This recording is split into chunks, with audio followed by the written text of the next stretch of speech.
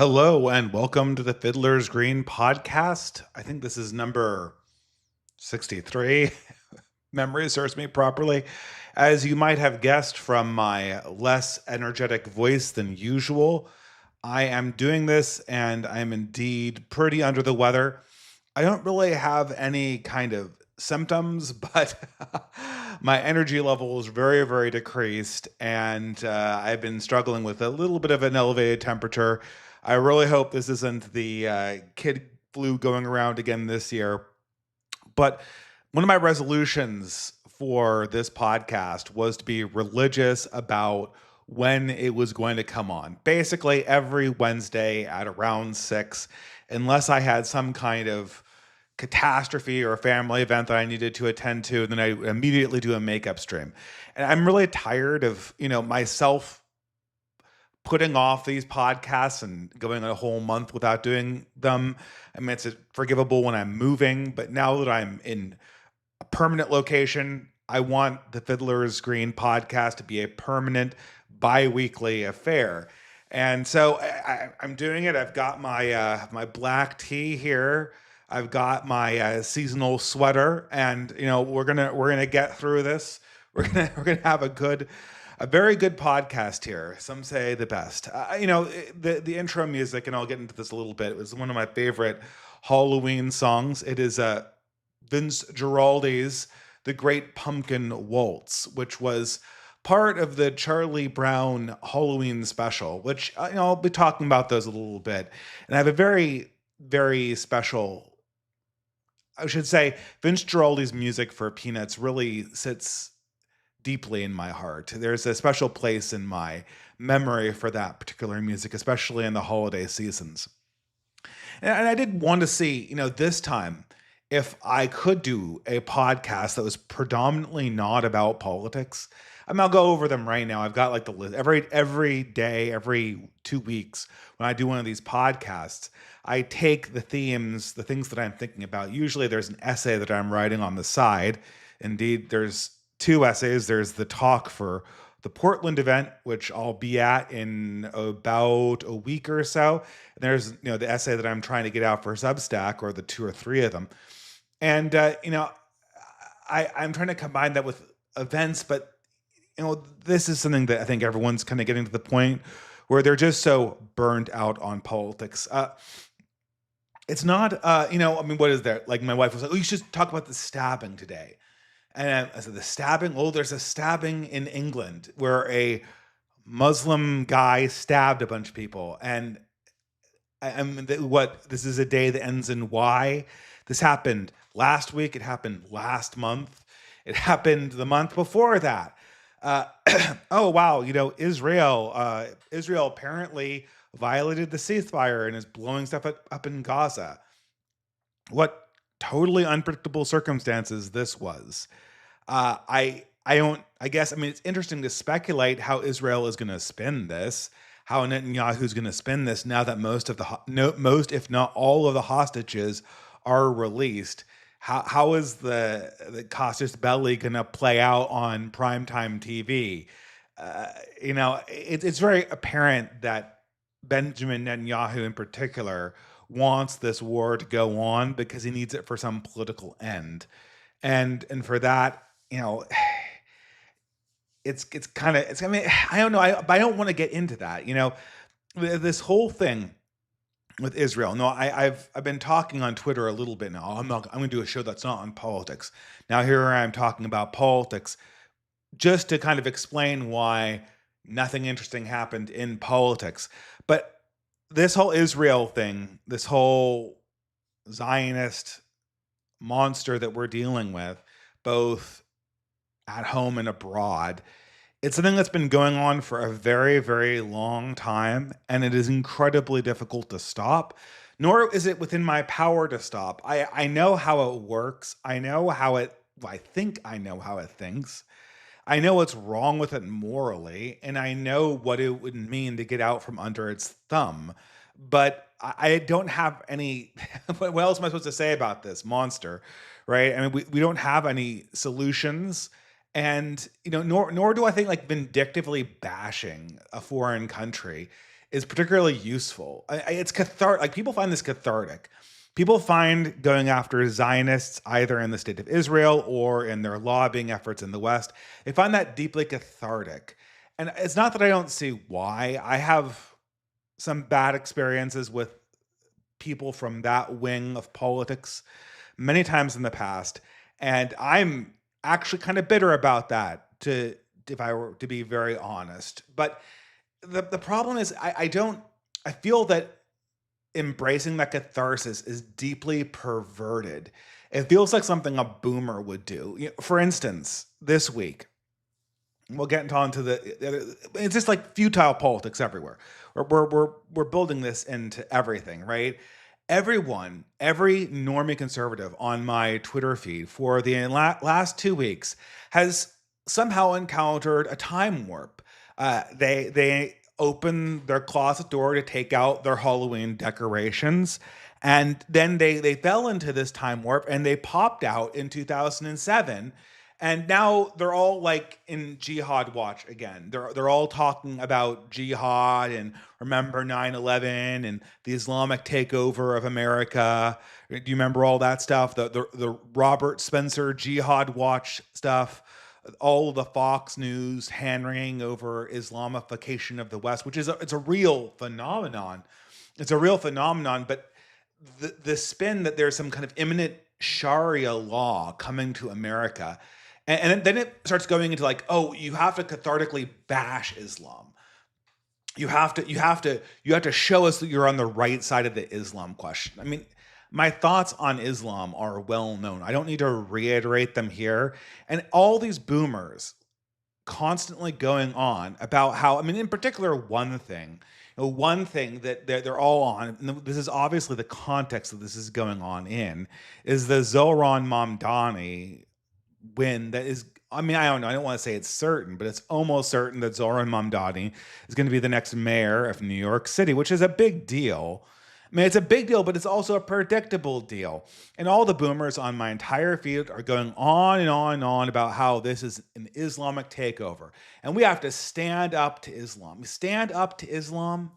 Like, Islamic takeover is like Zohran Mamdani is happening. The phenomenon of Zohran Mamdani is happening in New York. It has almost nothing to do with Islam and almost everything to do with demographic change in New York City and America generally.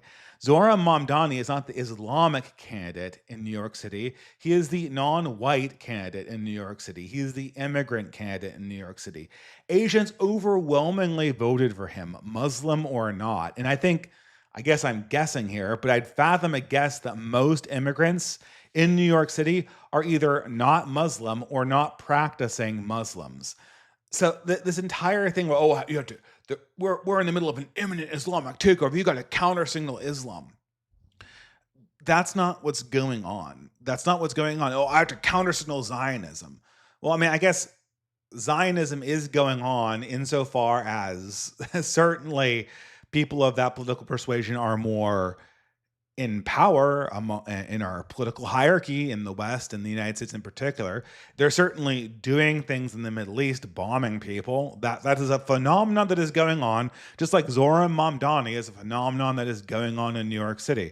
It's not really the heart of the phenomenon, though. It's not like, that's not actually what's going on. What is really going on is that there's a demographic shift in the West. The demographic shift is essentially making the West generally ungovernable. But I mean, it comes from a variety of different sources. The foundational one is the decline in Western religiosity and Western cohesion, which, these are more or less the same phenomenon. A loss of asabiya, as the Muslims would say. Oh my God, I'm using a Muslim asabiya. Asabiya. Is that like taqiyya? Is that like an Islamic jihad concept? It just means social cohesion, social togetherness. I guess in the Islamic context, asabiya has more of the sort of Arabic flavor of my own bloodline against the outsider. So, what the Arabs say, like me against my brother and I against the world, my brother and I against our family against the nation, our nation against the world. So it's, basically in group. It's in group politics all the way down. And in more ordered religions like Christianity, this we don't conceptualize this understanding of cohesion so directly, but it's the same idea. There's been a decline, a collapse in Western religiosity, and subsequently there's been an invasion. I don't know any other way to put it at this stage. The amount of people that have come into Canada, America, and Europe have been unprecedented, and that's what's causing this. And that is what Zoran Mamdani represents more than anything else. And you have all of these people, they're just wafting over all of these 2007 Jihad Watch concepts. Like Zoran Mamdani is going to orchestrate another 9/11. Yeah, that's not no, it's not going to happen. That's not what's going on. Oh, Zoran Mamdani is going to institute Sharia law in New York City. No, that's not what's going to happen. There's not going to be Sharia law in Brooklyn. There's not going to be Sharia law in Queens. That's not going to happen. That's not what's actually going on. And what's going on is that your ethnic group, your religion is being displaced. And although Zoran Mamdani is going to be a socialist multiculturalist by his own description, his role in this entire transfer is just to hand over as much wealth, not really to Islam, but to specifically his racial group and to other racial groups that he sees as aligned as his racial group. I mean, this is what was I going to say about this? The Mamdani thing. There was this, everything about it, every single thing about it. It's almost like you can see in advance where this is going. So, like, Mamdani has this habit of eating disgustingly liquid foods with his fingers in like completely inappropriate times and places. You would never do this. Like, you go to an Ethiopian restaurant where they have that huge sponge bread everyone eats with their hands. Whatever. That is what it is. That is how you eat that kind of food. I guess. Even then, it kind of feels a little bit questionable. But he does the whole eating with the hands thing so that everyone can get rightfully disgusted. And then progressives launch into this triggered reaction. Oh man, you don't have cultural literacy. You don't know that. Don't you eat hot dogs? Don't you eat pizza, bro? Come on, man. Oh, what? You're just too culturally illiterate. And it's bait. It's bait. Like, that's the reason he's doing it, is to elicit this reaction and to have this big conversation about Islamophobia. And every time these idiot conservatives go on their little Jihad Watch spiels from 2007, they're playing right into the dynamic. And I know who wins the Islamophobia versus anti-jihad conversation. It's the anti-Islamophobia people every single time. And they do things to trigger this. He has Zohran Mamdani, who, this guy is not a devout person, but all of a sudden he's deeply concerned about the hatred that Muslims experience in New York City. And he has this story about his aunt who wanted to wear the hijab on the subway, but she couldn't for a week after 9/11. And he's baiting. First of all, he's doing the first line of baits is he wants to get all of the idiotic Robert Spencer people to go, oh, he's talking about Muslim oppression in the most progressive city in the entire world. Cue the Norm Macdonald quote. What about all the oppressed Christians in the Muslim world? They're way more oppressed than Muslims in our country. We've been making this objection for 20 years. Nobody cares about Christians in the Middle East. They were literally cutting Christians' head off, and the progressives didn't give a shit.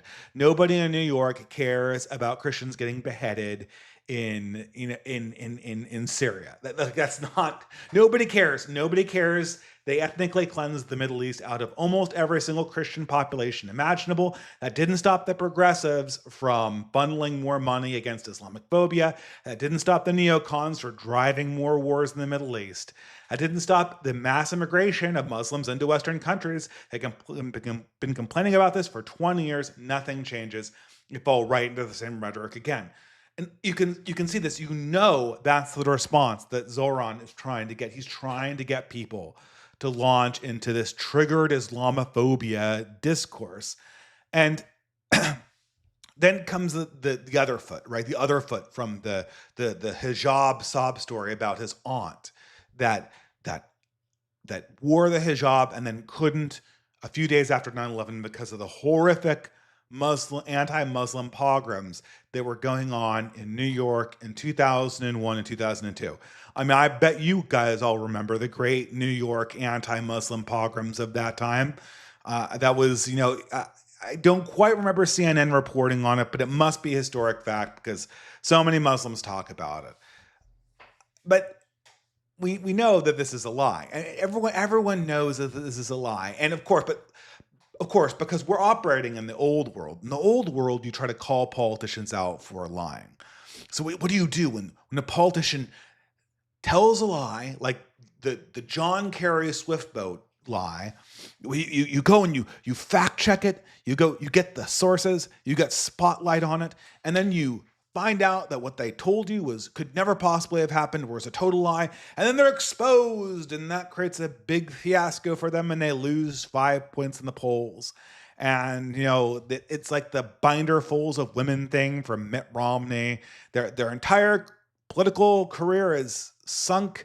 Oh man, Zoran Mamdani, you were caught fibbing about your Muslim hijab wearing aunt. Fibbing as a politician in New York? This isn't any old town. This is the Big Apple. We take politicians fibbing seriously here. You'll never work in this town again, buddy. Get out. What do they think is going on? Of course he's lying. Everyone could tell he was lying. And then, well, let's do fact checking. We've discovered that Zora Mamdani only has one aunt, and she hasn't worn a hijab since 1972. They have pictures of her. Like they really dug into this woman's background. They need to really double check that this is not a hijab wearing woman. Everyone knew this was a lie.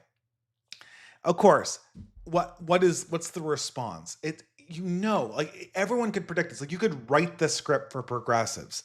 What is Zoran going to do? Before you know anything about what he did do, it was obvious what he's going to do. He's going to go through his family tree anywhere and find some remote family friend, some remote relation, maybe the third or fourth or fifth cousin who did wear his job and did visit New York, and he's going to say it was actually her, and he called her auntie because he is this authentic brown Muslim person, and white people just don't get it. They don't have cultural literacy, and then all the progressives just cue into cultural literacy mode again. The thing is, I could write these exchanges. This is a programmed response. I could write the script. Muslim person stabs innocent victim in England. Outrage. And then a cover-up with worries about Islamophobia. Zoran Mamdani lies because everything he says is a lie, and then is able to essentially turn it around. All people's part in this could basically be scripted up. And it's kind of funny because of all the things that I kind of remember happening in the last 2 weeks, probably the most interesting thing was that AI generated Will Stansel video. I mean, it's not like AI generated. It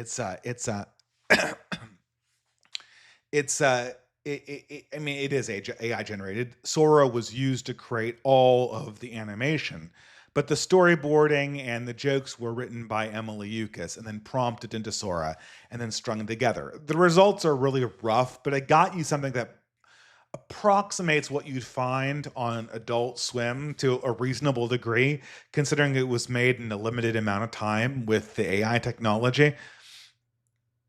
And was it funny? This is kind of the strange thing. Adult Swim shows are so soulless to begin with that it doesn't even really matter that the AI scenes put together don't have context or don't have an emotion that's going through them all. It's just kind of like stilted scenes, because if you cover up everything with a layer of irony, then it doesn't ultimately matter whether the scene is supposed to be comedic or sincere or not, because any defect in the acting or the emotional carriage of the artificial performer can be attributed to the kind of Adult Swim hokey camp. There's probably a better word for what Adult Swim did in its irony broism. But but that's the whole idea, is that it's all camp. And so the problem is ultimately, uh is sure, it gets you a coherent show. The show has no soul. It doesn't need to have a soul because it's this camp satire like Adult Swim. Adult Swim shows didn't really have much soul either. And then the uh the only jokes that come out of it are kind of memes that were put into it. So there's like only one or two funny scenes, and one where Will Stancil, well, I guess there's like Will Stancil transforms into a Nazi. He transforms into Wigger Will Stancil, which is kind of a funny thing. Like all white progressives with black studies degrees have the ability to turn into the Wigger version of themselves, where they have a heightened ability to speak to African Americans. Uh, but these are kind of like lame conservative jokes that we've heard forever. I guess, hey, it's better than Mr. Burcham for sure, because at least it feels like it comes from this era of time. But then the Will Stan the other thing that comes out of it was the sh- it do be like that, Mr. Stancil. And this was pitch perfect. I don't know if the AI wrote it or if Emily Eucas wrote it, but it's a stock phrase, right? It's a stock phrase. So Emily Eucas gives Will Stancil Will Stancil is a progressive tweeter, journalist, politician. He's kind of one of the online lolcows that right wingers love coming after, because he's constantly hysterical about right wingers and completely emotionally incompetent when it comes to issues involving minorities. And he's got the Black Studies degree and the self-important narcissism and all that stuff. Like Evan Loves Worf, all of these characters are just really, really easy to mock. And they are their own self-parodies. But Emily Eucas, who I haven't really liked her stuff. I'm going to be honest. I have not liked her stuff at all when I've seen it in the past. I felt like it didn't have kind of an animating soul, which might be why she's so good at striking along this AI stuff. Uh, because there, she didn't really need to have a sense of the numinous or a sense of the spiritual, just to string along kind of crude irony or insults at people. But the one thing that did have sort of accidental soul to it was this black character they invented that was basically like a 90s African American buddy for Will Stancil, like Danny Glover from the was Lethal Weapon series, or the Fresh Prince of Bel was it Carlton from the Fresh Prince of Bel Air? Just this side character who goes along with the main character and kind of validates his mission. And the line from that sticks out is the character going, "It do be like that, Mr. Stancil. It do be like that." Uh, this was just an incredibly powerful meme that came out of this, because you know it's funny. We at this stage have essentially gotten the progressive thought patterns down to a pattern. They're a knee jerk pattern that always works in a certain way. And I think this, people have said that this started with Curtis Yarvin, who was the first to kind of look at, because this is actually a very important thing, and I'll get into this talk in a little bit. But people are very tired about me talking about Curtis Yarvin. Uh, why can't you leave this guy behind? Because I think that he understands something that we still haven't completely internalized. And the thing that he understood when he looked at our enemies he understood that this is not a conscious set of actors that are thinking about a political issue as people think about their genuine religious beliefs. These are people who are going through a kind of knee-jerk response to things in a way that makes them feel justified and good and cool. Because this is a script they've been handed. There were people who used to believe that this was the case, that these things were true. But for the last 20 years, all of these progressives they're just thinking, if I do the right thing, I get the little reward. if I bait the progressives into calling Zoran Mamdani a jihadist, then I get to make fun of them for being Islamophobes on the internet and list their illiteracy as part of the problem. That is my political formula. That leads to rewards. I will keep on pushing that button. And what Yarvin understood and what makes his work timeless. And there was a recent interview when he was with I forget what he was from, Ron Dodson.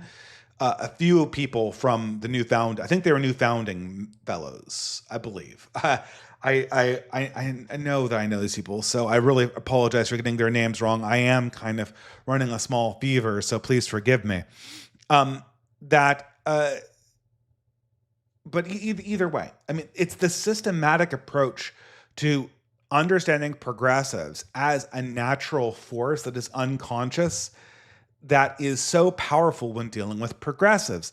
And so it do be like that, Mr. Stansel, was just this absolute powerhouse of a meme. Now I've kind of been wary of saying that memes have eternal quality to them, but I think this one might be a keeper because you can just replace any progressive's name, but on any issue of race, you just know that, and probably conservatives will use this by using it in an inappropriate place, but when it comes to progressives speaking on racial issues, you just know that they have that little voice in the back of their head where some cool black guy congratulates them in an authentic black way about having the right opinion. It might not be as brutal as, it do be like that, Mr. Stansel, it do be like that, but it's some variation of that. Whenever they make a opinion about a racial issue or a crime issue, they're pitching it so that little, artificial dream black person in their head applauds them for all of the things they're doing about the problem of race in America. It could be, if you're a boomer, it's Martin Luther King going, I approve of this message. If you're a millennial, it's Neil deGrasse Tyson giving you the thumbs up. But there's always, or if you're an Xer, maybe it's Will Smith to completely partition the generations. But if it's always this black character that's kind of implicitly applauding from the background, and kind of having every one of these self-righteous posts appended with "it do be like that" meme, it really kind of leaves you understanding that what we're dealing with isn't a discourse. It's just this automatic knee-jerk response, and we're not engaged in a conversation. We're not engaged in a dialectic. We're not engaged in a discourse. We're just kind of watching them jack off politically in public and compliment their narcissism. And we're supposed to somehow validate this. And, I don't know. I mean, it's, wait, this is a distributist stream, so we have to have the obligatory discourse is dead dialogue, and someone said, well, you just did a debate with a guy like 2 weeks ago. Indeed, I did. The channel I did it on was copyright striked, so the debate came out, what was it, like a week and a half after it actually occurred. But, still the same thing. I said that debate's kind of over with the left after Charlie Kirk. Not that we shouldn't try to re-engage discourse.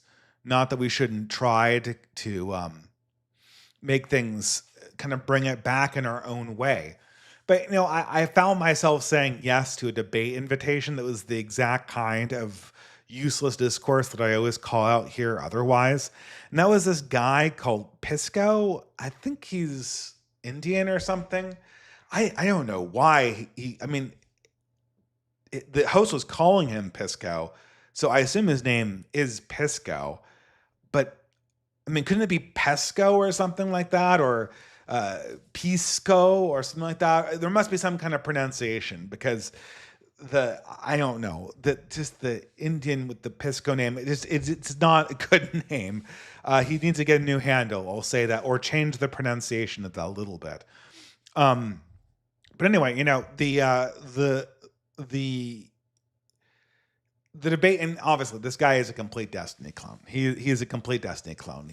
Every single thing that you say you need a definition for, and then you need a definition for the things that you're defining the original term with, and then it's endless digressions into various different word choices and who did what and how did you mischaracterize me. Very defensive, very aggressive. And I guess I find that a little exhilarating. I like getting hit and getting to hit back. And this is so I kind of was looking forward to that. And there's no point to the debate. But what was so funny is that after about an hour and a half of talking to him, we actually did get to about 25 minutes of substance when we started talking about the issue of race and religion. And so, I mean, it just kind of shows you that, and I should say this, the discourse is phony because the issues that we're talking about, no one believes in. That's why discourse is dead. So we talk about fascism and democracy.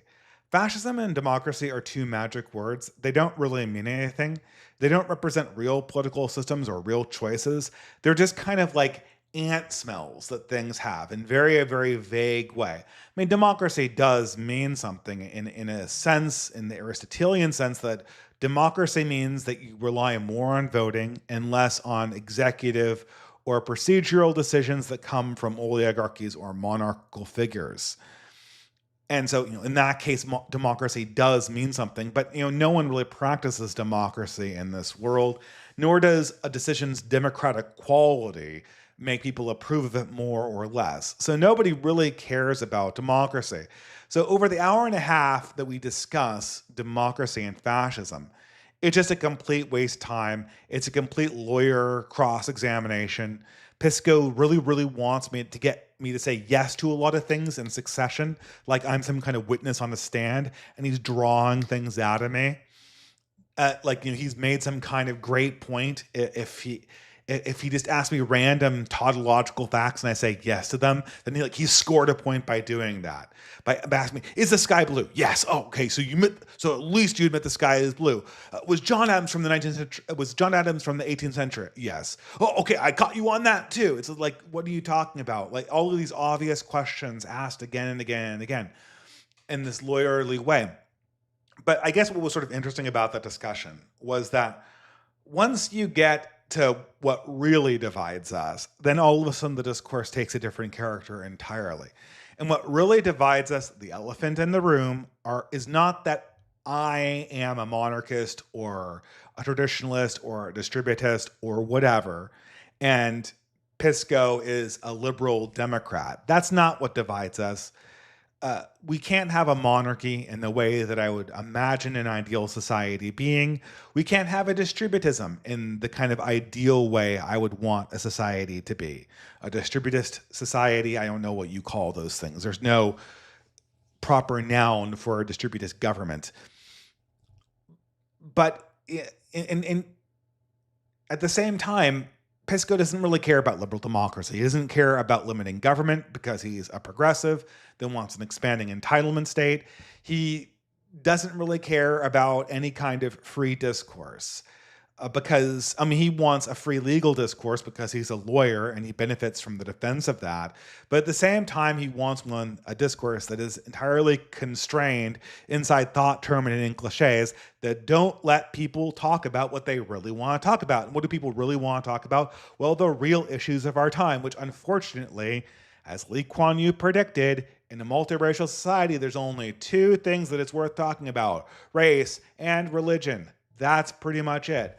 So when we're talking about race and religion, we actually got somewhere. When we talked about what makes an American, and to what extent are white Catholics real Americans, and to who should we be loyal to, and how we keep our confessional habits in line with the broader American vision, if that vision is indeed Protestant, those are the actual issues. The actual issue is not that I'm a fascist and Pisco is a Democrat. The actual issue is that Pisco is a Hindu atheist, or I don't know what religion he is. He's not Christian, and I am Christian and I'm German. Like that's the issue, right? And neither and to add more to that, and neither Pisco nor me is a white Anglo-Saxon Protestant.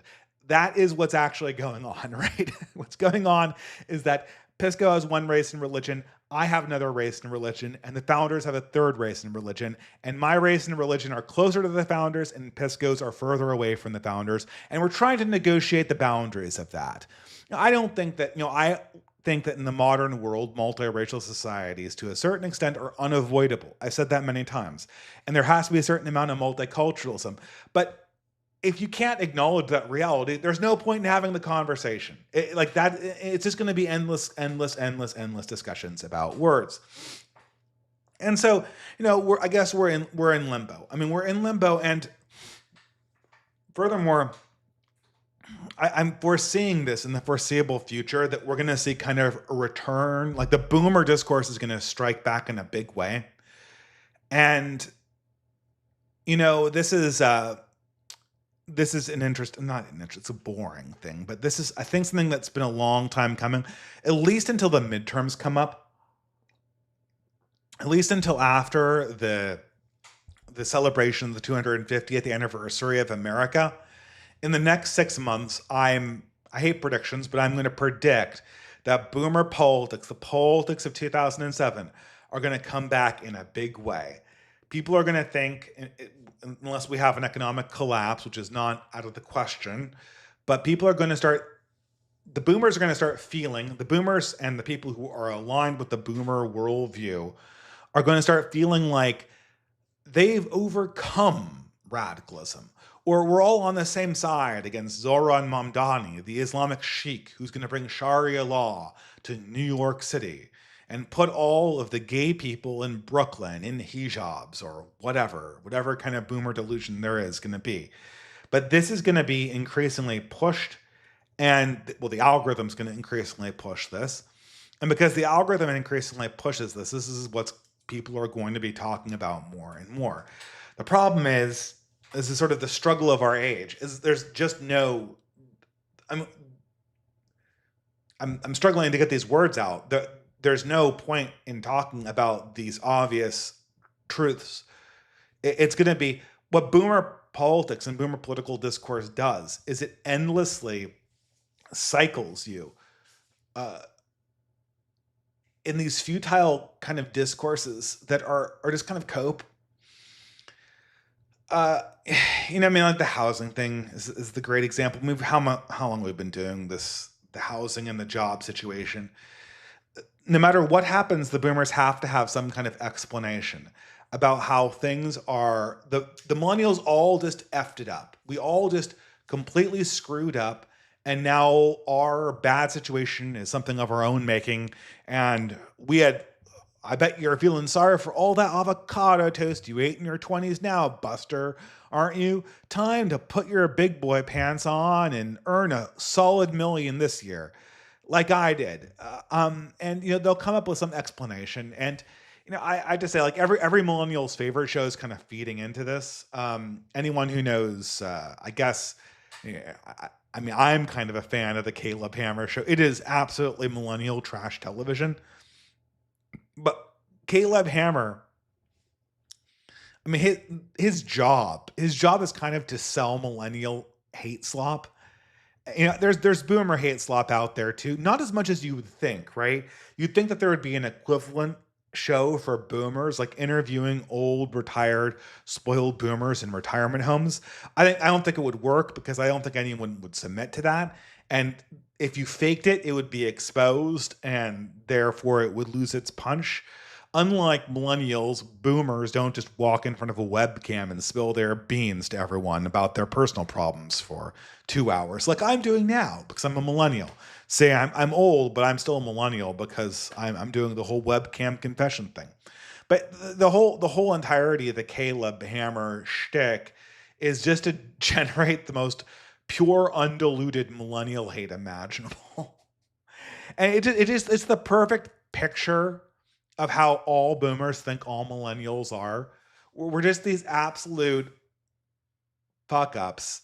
I say that with some gravity because I'm trying to stop swearing. were these absolute fuck ups that just sit around blowing like $250,000 on Pokemon cards and absolute shit in Disneyland and all this stuff. All the while, we don't contribute to our 401ks and our retirement goes down the drain and we're about to go to debtor's jail because we can't control our bad habits. Uh, I guess. It's true to a certain degree. Like there's one common, Caleb Hammer. Like, is there anything interesting to discuss in that show? Well, there is. All Caleb Hammer shows have the exact same message. Everyone has the exact same story. Every millennial that goes on Caleb Hammer has the exact same story. I thought I would be rich and I wasn't. And it doesn't matter how much they make, it doesn't matter how much they spend. That's always the story.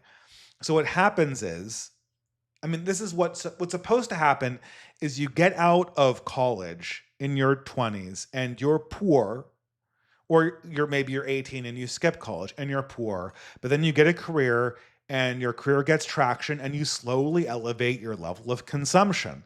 And that feels natural to people. What happened is that millennials came of age at a time of unprecedented wealth, and their parents came from a level of unprecedented wealth as well. And so their entire lives, they had a standard of living that was considered a middle class. And in their 20s, they were able to maintain some elements of that middle class lifestyle. And then when the economic realities finally kicked in because they'd have to, they realized that people who thought they were rich realized that they were just middle class. The people who were middle class realized that they were lower middle class. The people who thought they were lower middle class realized that they were on the borderline of being poor or destitute. And that's the entire story. That's every single story of the Caleb Hammer show. We thought we weren't poor, but we are poor. And you can have that realization at $250,000 a year, and you can have that revelation at $25,000 a year. But it's always the same revelation. It's not necessarily. It's very hard for the boomers to understand that their lives never had to take a downgrade. At no point in their lives were they significantly poorer at one point than they were previously. And they had momentary, they had bad years, they had layoffs, they had things like this, but at no point did they have to sell off all their possessions, cut all of their consumption that they had grown accustomed to. They had the typical path where they got more and more money and they started adding on consumption habits on top of that. So, I don't know. Is there going to be any discussion of this? Is there going to be something? I'm finally getting to what I want to talk about 40 minutes in. Is there going to be any discussion about this politically? No. You can't make the boomers see this. And we say the boomers kind of loosely. Most boomers are in their 70s right now, or their 60s. They're between 60 and 80 right now. So we're really talking about the spiritual boomers, the people that largely come either from my older millennial cohort, Generation X, or the literal boomers who have these attitudes that the system is working. They're not going to change anytime soon. And so the discourse isn't going to evolve anytime soon. And they'll hire people to give them their talking points right now.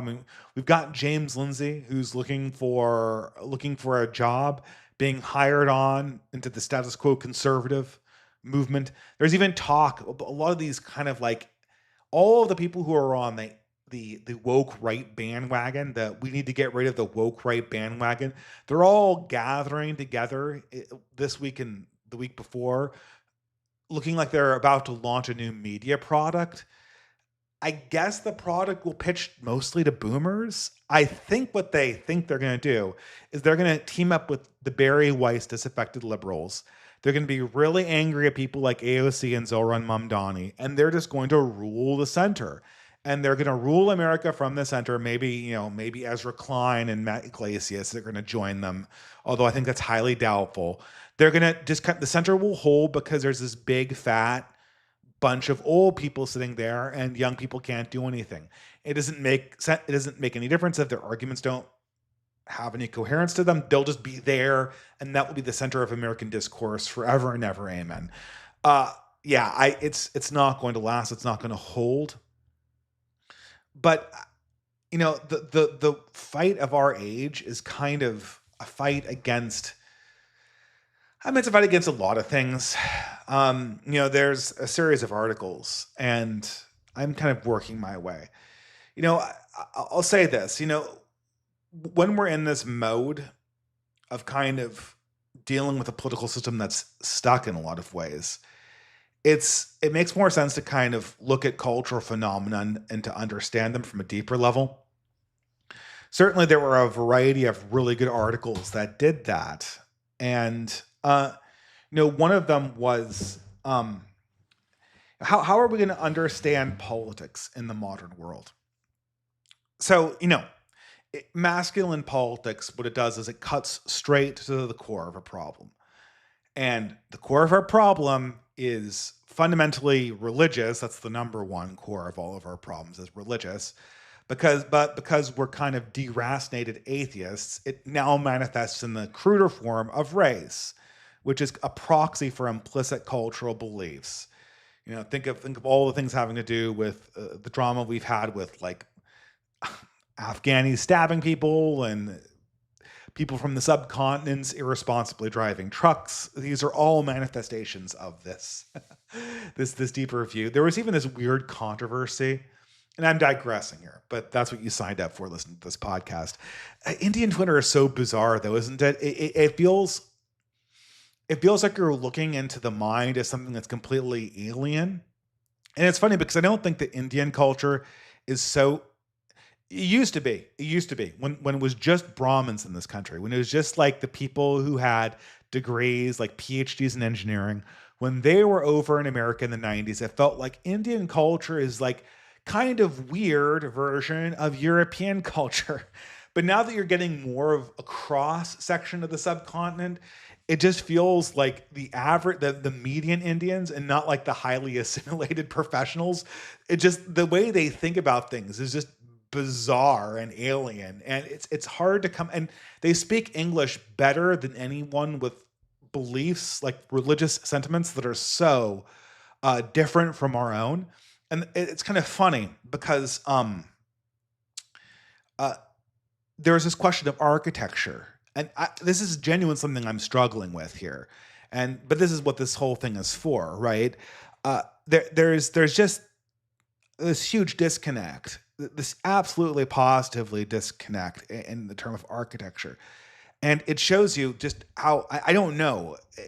I don't know what extent this is lying and what extent this is just a major religious and racial disconnect, what the white nationalist people call biospirit, which is kind of bullshit, but there's always a hint of truth to these kind of things too. In the typical form of at least Indians on Twitter, there's that classic like metronome meme, right? Like, how do Indians behave on Twitter? Well, they pathetically plead for acceptance one moment, and then they delusionally gloat the next. Like the same person. It would be like, oh, please take pity on me, I'm just poorly, please let me in, please accept me, please have mercy. And then, I'm the best person on the world, bow down before me, I'm better than you, I'm smarter than you, blah, blah, blah, right? Like, it makes no sense. This would be behavior would be incredibly looked down upon in most societies that are northern. It's also behavior that's looked down upon a lot in Chinese and Japanese culture. You're supposed to have, this is a word that comes from European culture, you're supposed to have a certain amount of constancy to your character. You're supposed to be, I'm a man of my word, this is who I am, and my word carries meaning. I'm not like hot and cold and woo, like spinning around like a top. That shows weakness. And at least in cultures that come from like Chinese culture and Japanese culture and Persian culture and the cultures that are a little more northern in persuasion, that swing is incredibly looked down upon. But the controversy erupted this week over architecture, and this is what became so bizarre, is that there were a bunch of Indians claiming that Indian architecture was magnificent. It was the best ever. And okay, you're thinking of like the Taj Mahal, right? Well, see, that's the problem, right? The Taj Mahal is beautiful. But the Taj Mahal isn't Indian architecture. The Taj Mahal is distinctly Muslim architecture. And it's kind of funny when you put it this way. I don't really like Muslim architecture, not really. But when I see the Taj Mahal, or when I see the Blue Mosque in Istanbul, or when I see the Dome of the Rock, I've never seen the Dome of the Rock, and I've never been to Jerusalem, so I'm speculating. I've seen pictures of it; looks very nice. When I see these grand mosques, uh, I recognize kind of a certain kind of beauty. It's Magian. It's not Faustian. It has that kind of certain more fatalistic perspective. It has that Spenglerian thing where the motivating aesthetic force is like the beam of light coming down through the ceiling, uh, and and uh, it's different. It's not me. Or when I look at a Shinto temple, it's similar. I feel like that's way too minimalistic. That doesn't have enough soul in it, right? There's a little bit of more of a soul in European architecture, and Japanese and Chinese architecture always feels very sparse. It feels that it's kind of everything, every single solid structure, no matter if it's built out of stone and has been there for 1,000 years, if it comes from that scenic civilization, it feels like it's been painted into the scenery, right? It feels like it's been painted, very beautifully painted, mind you, but painted. It does not feel like it's jutting out of the earth and grasping for the sky like European architecture likes to do. Um, but there's this weird thing.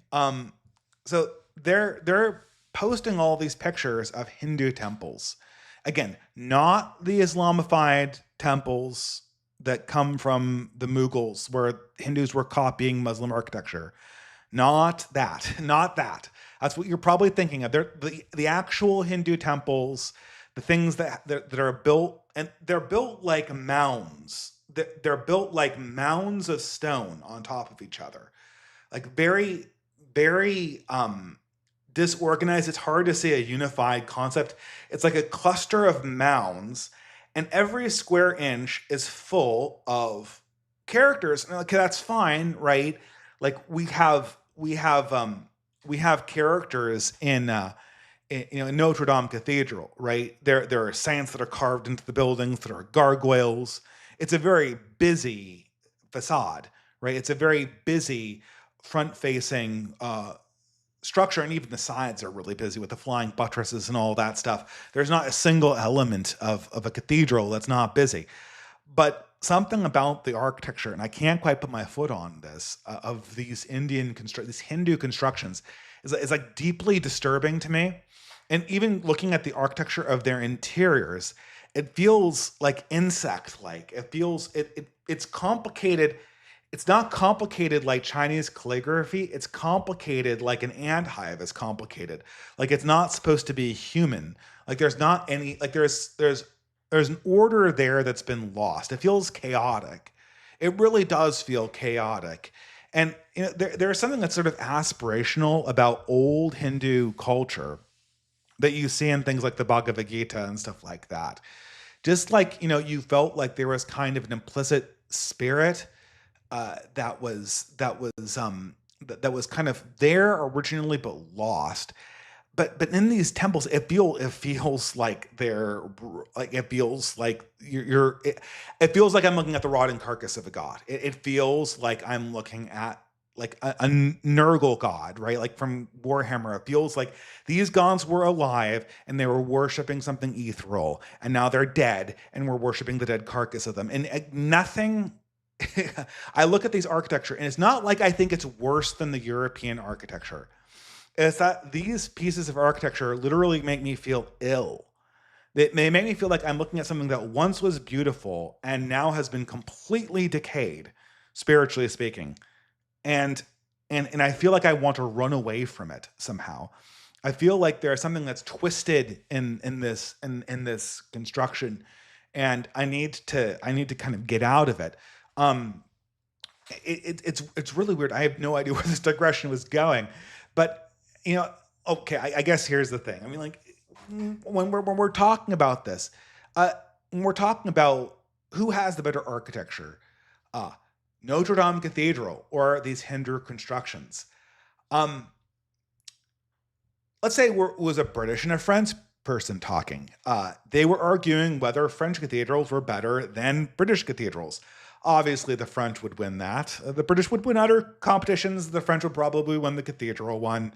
There might be a few contestants from Italy and Germany, well, at least before the bombings. But like, Cologne Cathedral's still there, so but like that is something like you're comparing a cathedral to a cathedral, right? Like that's the competition, and you can argue over whether flying buttresses are more impressive, or whether the huge dome in Florence is more impressive, or whether the huge stories around Canterbury Cathedral should contribute to our appreciation of that stuff. And you could go on and on and on about who had the better cathedrals, and it would be a meaningful technical conversation. I can't have that conversation with the people who claim that these Hindu temples, it's not that they're wrong about it. It's just that I have no idea what you're calling beauty. I have no idea what you're calling beauty, because if you made this temple, like if you magnified it more, it would be worse than what it was. If you took the spirit that I'm feeling in this temple and you projected it, like increased its reach, it would be like increasing a negative number. You're going in the wrong direction. Again, it's not that I can't see any redeeming features of Hindu culture, and the further back you go, the more redeeming it starts looking. But something took a wrong turn. Some piece of radiation hit this culture, and it's been twisted. And every time I look at one of these things, I feel like I have to do a commentary on what cultural corruption is. And I guess, so what I'm saying is there's no point in having this discussion. The only discussion is whether Hindu aesthetic sensibilities should be dominant, or whether really monotheistic or northern latitude spiritual sensibilities should be dominant. Monotheistic sensibilities should be dominant. That's the conversation that has to happen first. What happens in our current society is that, like, we can't, that's a scary conversation though, right? Like, you can't go up to somebody and say, this religion's aesthetic sensibility is so out of line with our own that we would have to keep, in order to maintain any kind of cohesion culturally, we would have to keep your population either specifically selected of converts out of this religion, or just high pass filtered so brutally that we only get people who are willing and capable to assimilate to the Western way of doing things. There's no point in trying to have a conversation of aesthetic, like in the way you'd have a conversation between the French and the German over who had better cathedrals. There's no point in having this conversation, but everywhere we're just having these little pseudo conversations. One thing, this is an article, I'm not going to really comment it on here, an article that was part of this is the great feminization of our society. And this has been really what dominates the problem, what dominates our society right now, and what solidifies the gerontocracy is two things. Helen Andrews came out with this seminal article in Compact. I mean, it's kind of funny because this is an article that I've read at least 10 times on Substack. I have read this article that wokeness is just feminization. Wokeness is just feminization. I've read it at least 10 times. And the person who did it best, well, there were two people.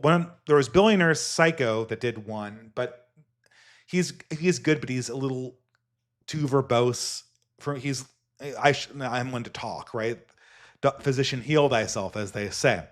But the person who did it the best was John Carter. His description of the procedural feminization of managerial institutions was a seminal work in Substack literature. He wrote it, it made a big splash on Substack, and everyone forgot it. Helen Andrews wrote it and gave the talk at the National Conservative Conference. And so for now, forevermore, Helen Andrews will be remembered for this thesis, even though we've been talking about this for the last 15 years. And that is that our society's leadership has undergone sort of an irreversible feminization of its procedure, of its identity. And I'm not going to belabor the point, but what happens is things kind of proceed. You add women into your organization until they reach about 30%. And then what happens is that the women start demanding that the rules change to accommodate them. And then the rules of the organization change to accommodate the female ways of doing things until women reach 51%. And then at 51% inside an organization, men they lose interest in that organization. And John Carter has a very, very good explanation of this. Yeah, by the way, John Carter, he's a blogger. Obviously, it's from the novel by Edgar Rice Burroughs. The blog is Postcards from Barsoom, if you want to look up the blog on Substack. But John Carter explains it as basically how feminine and masculine status hierarchies work, and how the masculine hierarchy is fundamentally incompatible with the feminine one.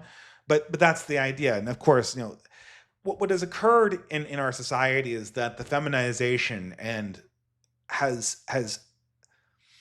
the boomers essentially, because they don't want to have the hard conversations that are bubbling under the surface, that go back to the questions about race, religion, ethnicity, culture, all of those things that we need to discuss, the productive things to discuss. Because they don't want to have those conversations, they've essentially made sure there's kind of, it's not like this is a direct decision, but they've essentially bequeathed an enormous amount of the institutions in our society to female control. Because what do female organizations do? Well, they get along. That's what female social groups do. They're optimized, they're spec'd to get along. And they don't broach controversies. They walk around controversies. So if you want somebody to walk around the elephant in the room forever and ever and ever, you're going to be very well suited. You're going to be happy if women are in charge, and that's the implicit bargain that we've struck in our society to kind of get around this world. And I think for us, given that this isn't going to be unseated anytime soon, and now we're getting into the thing I wanted to talk about 1 hour in, but that this is supposed to be I have to mention politics in this podcast. It's a politics podcast.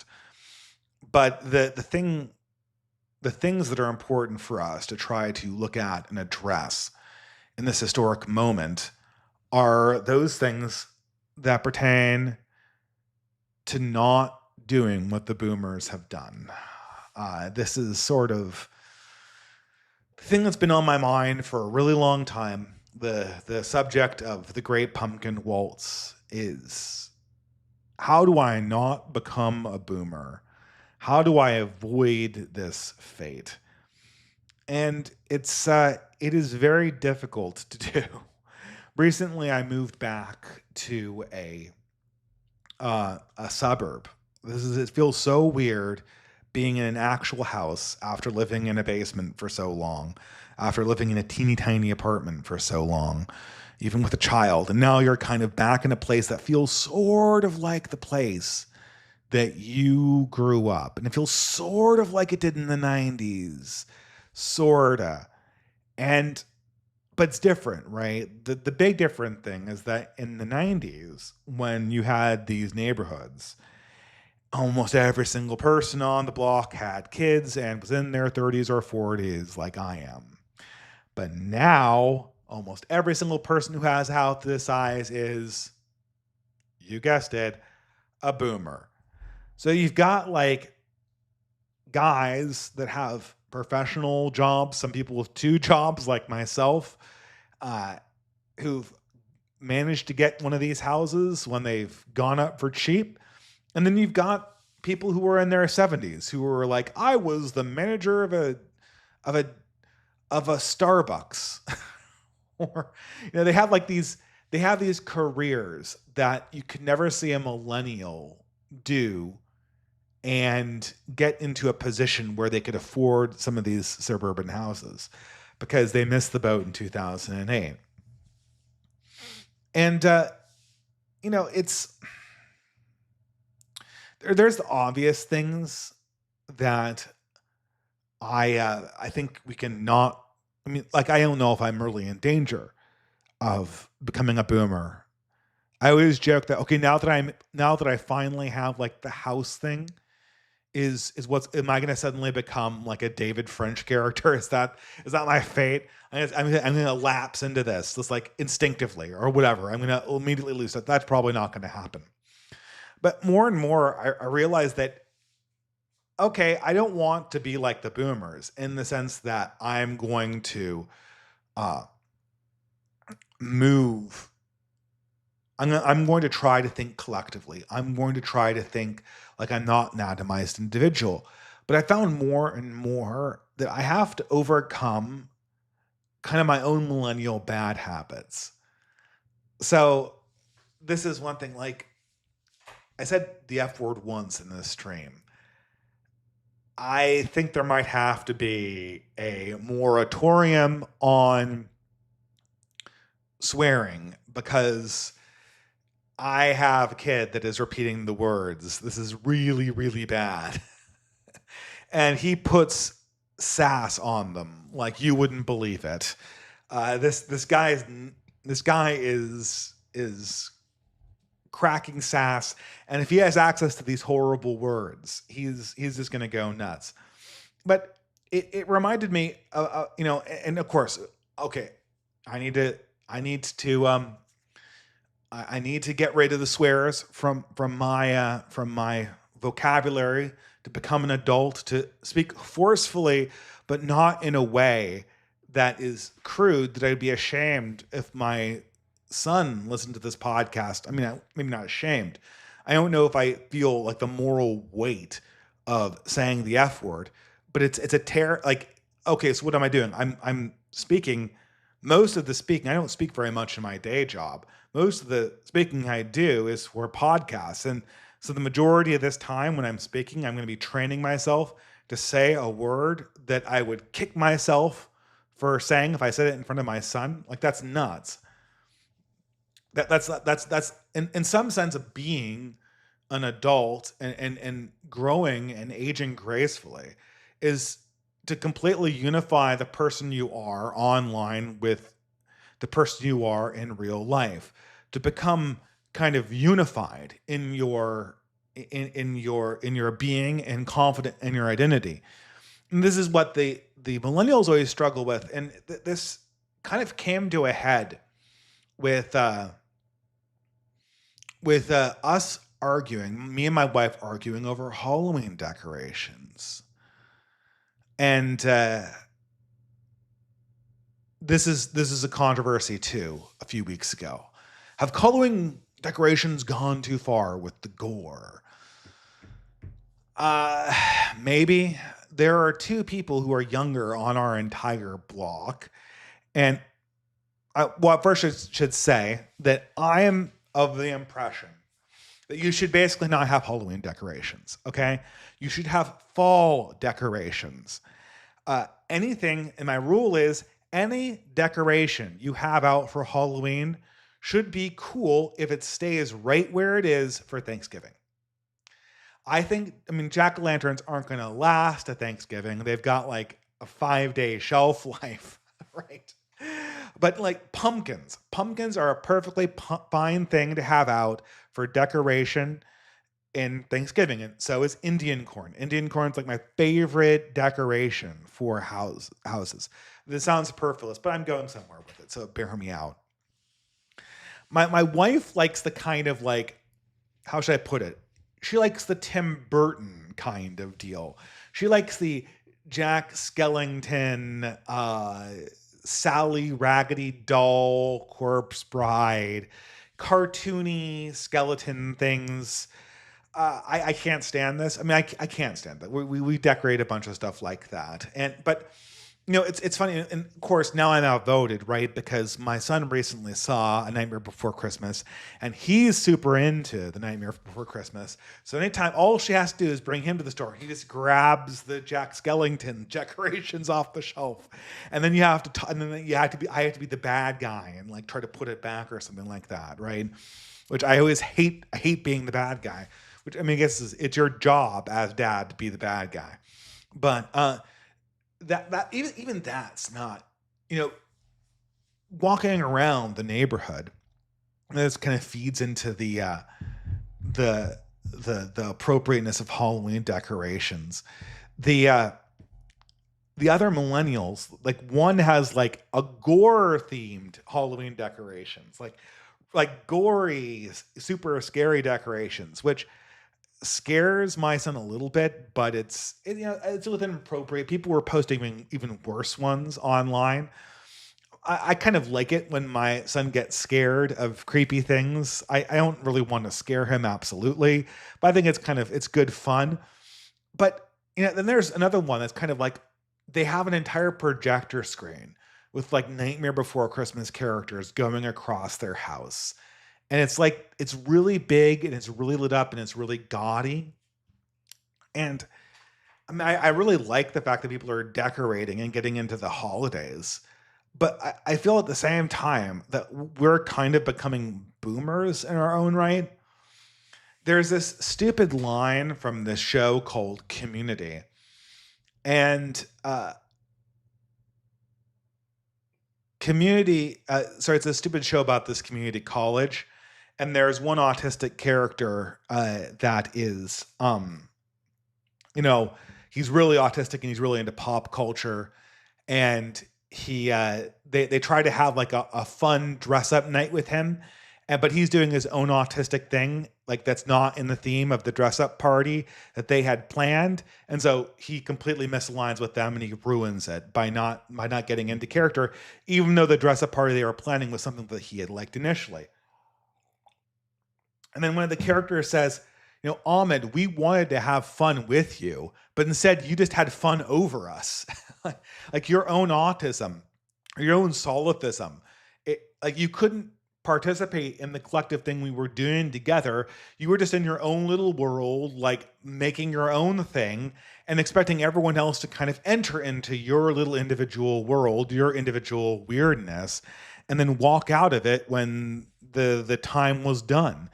And that's the thing about all these millennials. The boomers do this a little bit too. They don't have fun with people, they have fun over people.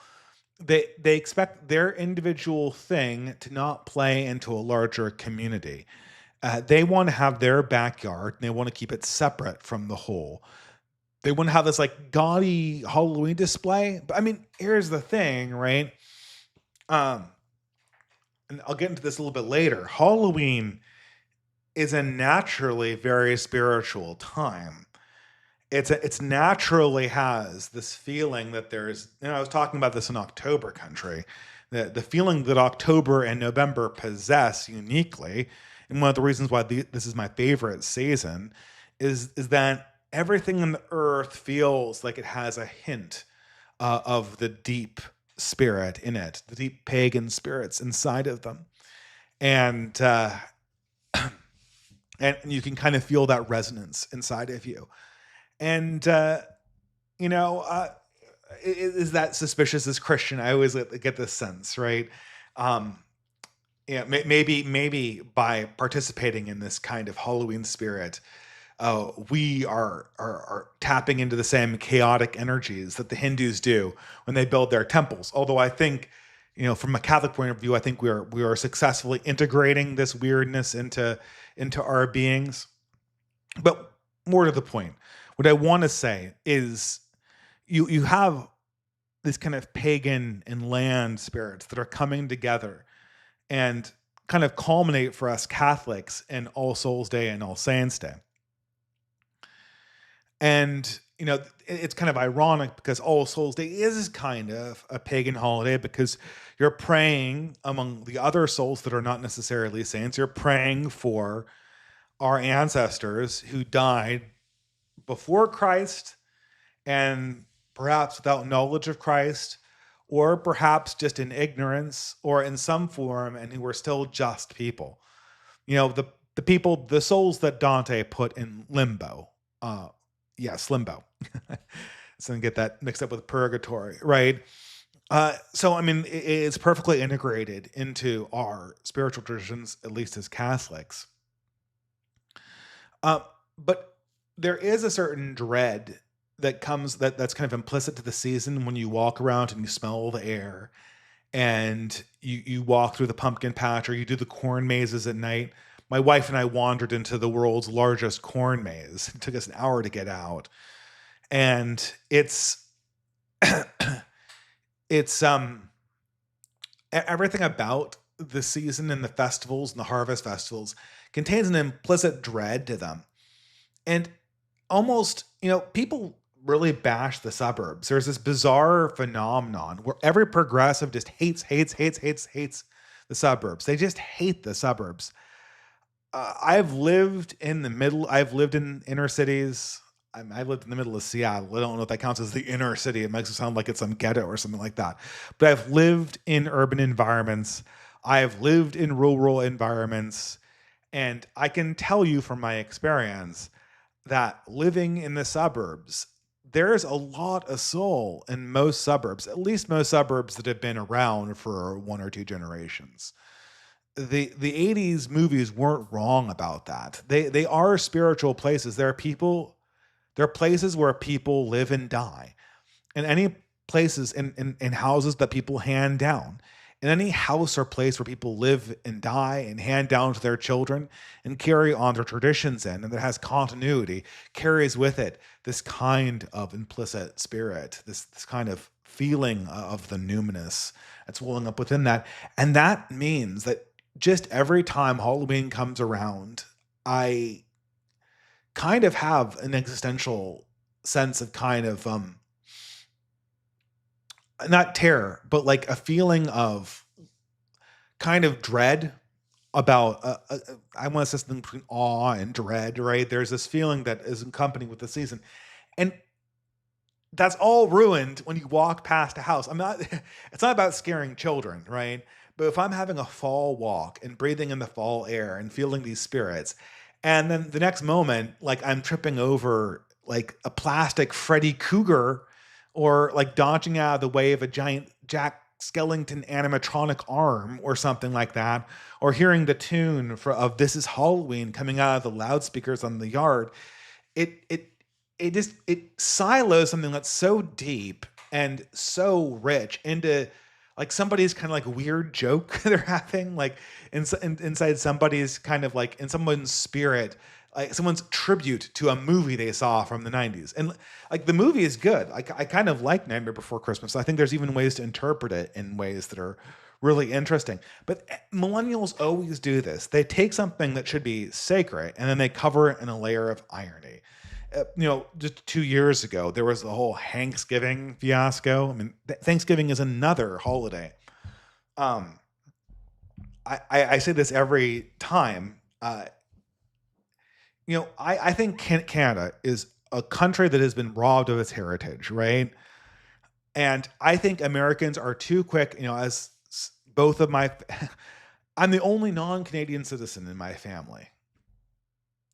So I don't know how long that will last. Probably it won't last, because I have a feeling that the conditions that allow for dual citizenship are on the decline. But I'm the only non-Canadian in my house, so I want to communicate as much respect for the Canadian versions of things as possible. But let's just be honest here. Smarties are not as good as M&Ms, and Canadian Thanksgiving is not as good as American Thanksgiving.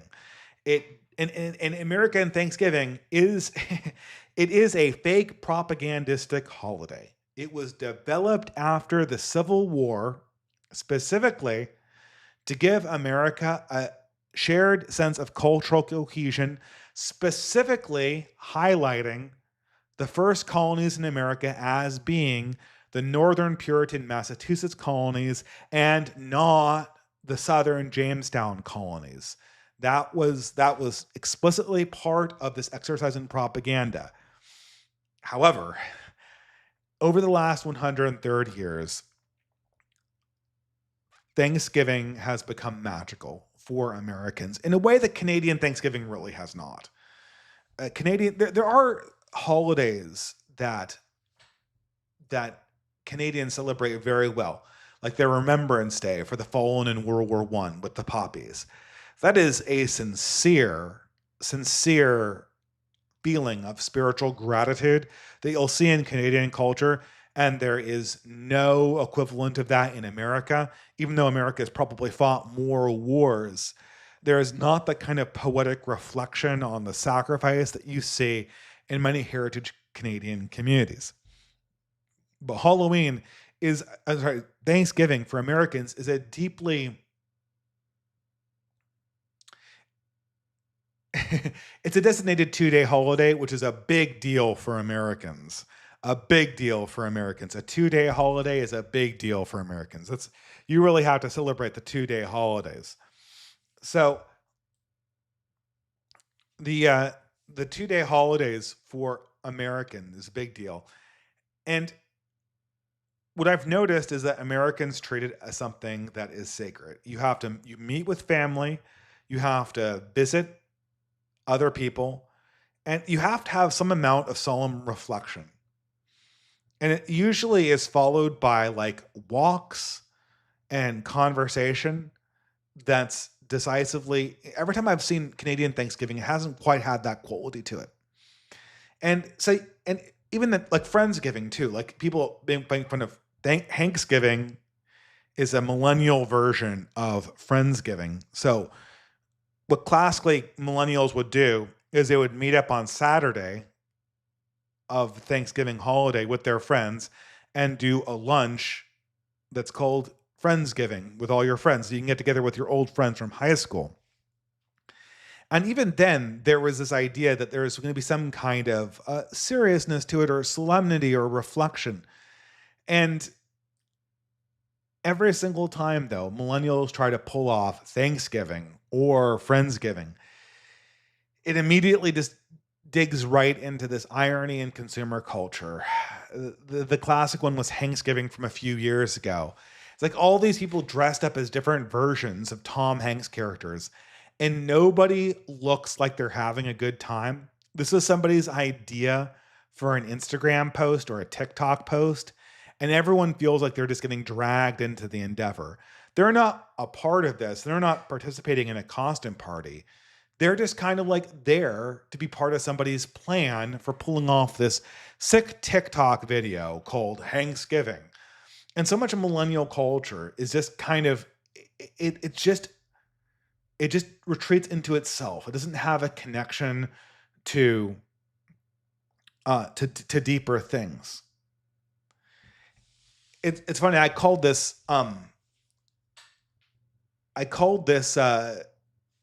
this episode The Great Pumpkin Waltz. And initially I had put on Vince Guaraldi's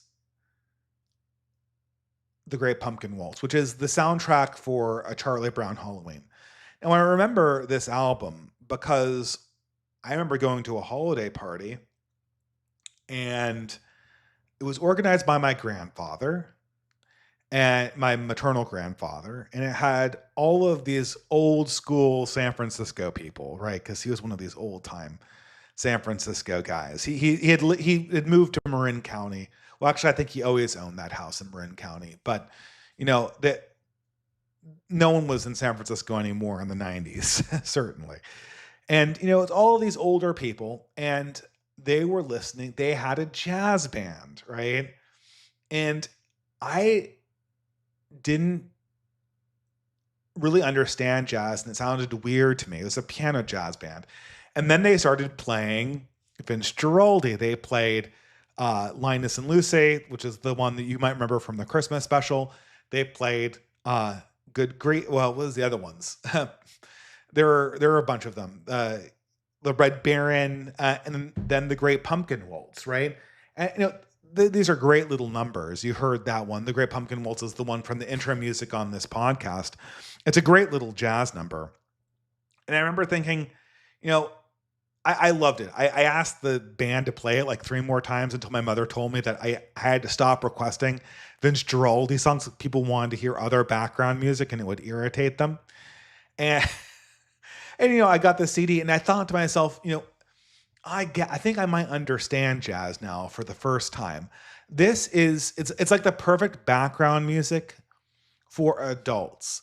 It contains a beat, it's moving, it acts as kind of a social lubricant.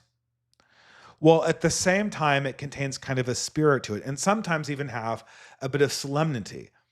And I thought to myself, I don't think all jazz is that good. I have some David Brubeck, some Miles Davis. That's certainly not necessarily appropriate for parties. But I remember thinking, this is kind of an adult music. And an adult music, what its point is to do is it's to sort of center the purpose of being there, the collective purpose of the tradition. I mean, imagine if there had been a rock, like a DJ at the party. Or imagine if it had been classical music. It wouldn't have been as fitting, right? I mean, I guess classical music does kind of focus our collective energy on higher things, but it's too distracting from the social element. It wouldn't have worked. You can't play, Shostakovich or Beethoven's Ninth when you're eating hors d'oeuvres or something like that. But the whole point of a musical moment, and it's to take a social engagement and kind of summon from that a collective spirit of the moment. A collective spirit, a collective place where everyone can kind of occupy and create experiences from themselves. No one can really create experiences for themselves inside Thanksgiving. No one can create experiences for themselves inside the Frightener themed Halloween yard. It's kind of like a prank that you're playing on me right now. I don't know where I live in this world of Frighteners or Chucky the doll covered in blood. It feels like I'm walking through your adolescent fascinations. Is not where I am in this stage of my life. I am a person, a father who lives in a suburb, and I'm looking for some kind of spirit, some kind of collective spirit that we're all working to produce in this time.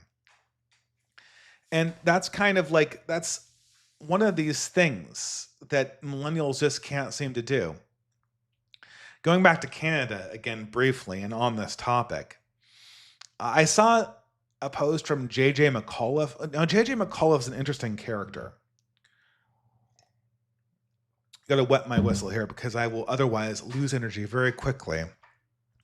J.J. McAuliffe is a really interesting character because if you were to form a man from the earth and imbue him with the spirit of every idea he has is wrong, right? And he's not spiteful.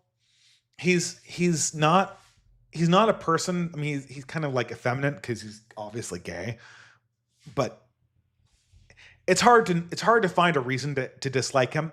And with other people that I really, really dislike, like Connor from Counterpoints, I know why I don't like them. I don't like them because they're traitors, and I hate traitors. I share that with Dante Alighieri and almost every other human, if they think about it. I hate traitors, but J.J. McAuliffe isn't a traitor. He seems nice. He's not bad looking, although, again, a little fruity. I know I have the California lisp, so again, physician, heal thyself. But everything he says and does is it's 180 degrees in the opposite direction from what I want. Everything, every single thing. And his whole idea, every single post is what if politics was about consumerism? What if Canadian identity was about what kind of food you liked? And what it meant to be from Victoria or Toronto came down to the fast food restaurants there? Or if we were to compare political parties to Pokemon, which Pokemon would you be? I mean, it's all of this brain dead clickbaity stuff. And lest you think that this is J.J. McCullough's attempt to kind of rope in uh, zillennial or Zoomer midwits into his brain dead YouTube channel, he actually intellectually defends this idea that the operating ethos, like the best operating ethos for modern society, should be consumerism. It should literally be little stupid things that we buy and the little things that we consume. Like that should be our identity. There shouldn't be any like broader, deeper things. It should just be like these little boutique consumerist things. Like Thanksgiving. Like Thanksgiving would be the perfect idea of a Thanksgiving. Like, why have tradition? Why have connection? Why ask deeper questions? Like, we could just have Thanksgiving, and it's totally inoffensive. We're layering irony, like Adult Swim, over a Hollywood consumer product that's already been pre-approved, and we're using that as a pretense for Thanksgiving because we don't want to actually talk about religion, and we don't want to talk about race, and we don't want to talk about history. We just want to have stupid jokes about movies that came out 20 years ago and that were boomer Oscar bait to begin with.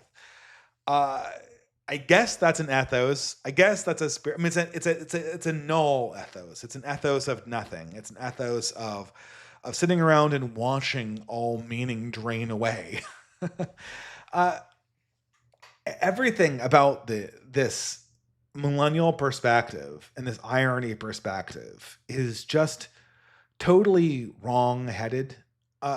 It's it's like what I say. I mean, it's the slopification. I mean, that in a nutshell is slopification, right? Slopification is quickly being an overused word, but it is. We know. I provided a formal definition a few episodes ago, probably in summer, about what slop was.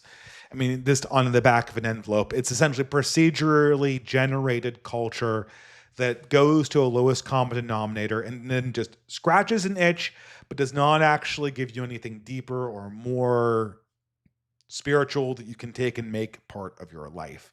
And JJ McCullough just wants culture to be slopified. Fundamentally, Richard Tanania just wants culture to be slopified. Noah Smith, they want culture to be slopified. They don't want deeper questions. They don't want deeper connection because that's expensive. That's hard. That triggers responses in people that are not optimal. That triggers conversations about where we're going as a society that might lead to conclusions, that might lead to resistance, that might lead to tariffs of horror of horrors. I know. Look, I mean, I think that vindictive tariffs against Canada were short-sighted. I've been clear about that on Trump's part. I think Trump's MO was to create an international right wing, which he did not do. But this whole idea that Canada, real Canadian nationalists, fight back against Americans, fight back against America. Their elbows are up against the Americans who are there to put tariffs on their consumer products. And apparently to defend Tim Hortons and Canadian Tire from evil invaders like myself. Their goal is like that's Canadian nationalism. And like who fucking cares if we knock over the statue of Captain Cook and toss it in the Salish Sea, and then erect a giant horrific statue to like Haruman the monkey god or whatever. That's all. That doesn't matter. That's part of being Canadian. What really matters is like our consumer products. What really matters is our little fix of shitty Tim Hortons coffee and of shitty Tim Hortons donuts. And the only reason why people even Tim Hortons has gotten worse over the last 4 years. I remember having it back in the day. It was good stuff. Now it might have even sunken below the quality of Starbucks, and that's a low bar. But no, it's not. It's not the consumer product. It's slop. All it is there is it to be like this little comfort blanket, this little piece of nostalgia, so we can assure ourselves that the experiences we had previously are ours and are still there as long as the consumer flags are flying over these places.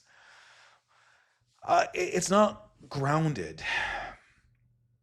It's infantilized, and I I have to say, like this Halloween in particular, there is so much potential in this holiday. It is, on one hand, the absolute shittiest holiday ever. It is, if you think, I mean, I guess it is technically older than Thanksgiving. It's also not explicitly war propaganda from a particular time period, aka Reconstruction. It's so, these things, it is in many ways more organic than Thanksgiving. It is also more commercialized and paused than Thanksgiving by a lot as well. But there also is this such potential in this holiday, in this season, not to really make it about, I'm not trying to like bash my wife's Halloween decorations. Like I like the kind of hot topic Tim Burton stuff in moderation, right? But I think the majority of the decorations should evoke a feeling of fall and a feeling of participation in the kind of spiritual dread of the season that we all feel, the recollection of death, the recollection of mortality in the wake of seasonal change and in the wake of historic seasons changing. I mean, fall in many ways represents our own civilizational season that we were living through currently. It's a very meaningful holiday. And, you know, I kind of want to de-jokify it a little bit. I've written, this summer with Sartor Resartus, I wrote this review of Sartor Resartus by Thomas Carlyle. And it was like it did worse than any essay I've ever published on my blog by a long shot. Like I had bangers before it, and then like I had a banger after it in terms of ratings. And then like that essay was just like rock bottom. No one read it. No one wanted to read it. I don't blame them, right? But I wrote it specifically in an archaic way. But the key thing that I drew out of Thomas Carlyle's Sartor Resartus is that form cannot be separated from essence, collectively speaking. Our clothes, our costumes are the way that we participate in society in a very fundamental way, in a very real way. We communicate that we are our roles in a collective by the clothing that we choose to wear. And this is why Slav millennial culture is so disheartening. The millennial Slav wears and I'm one to talk, okay? I understand that this is the pot calling the kettle black. I've not cured myself of this. But all millennials have like inside their house, they've got like all of these collectibles. Inside the computer, they have all of these individual personalized things that are only theirs. And then when they walk out of the house, they wear basketball shorts, they wear sweatpants. They put absolutely no care into their appearance because most of the time, let's be honest, and I am one to talk, we're listening to a podcast when we're doing chores. We're not presenting ourselves to the world. But what that does is it communicates to the rest of the world that the rest of the world is not what's important. What's important is our little stash of collectible consumer goods that we keep on the inside of our houses or the inside of our apartments. And everyone else just gets this refuge that we throw on to do business and then to return back again. Halloween has this particularly strange feature that people are kind of forced to put on costumes. That's like part of the activity. And, this is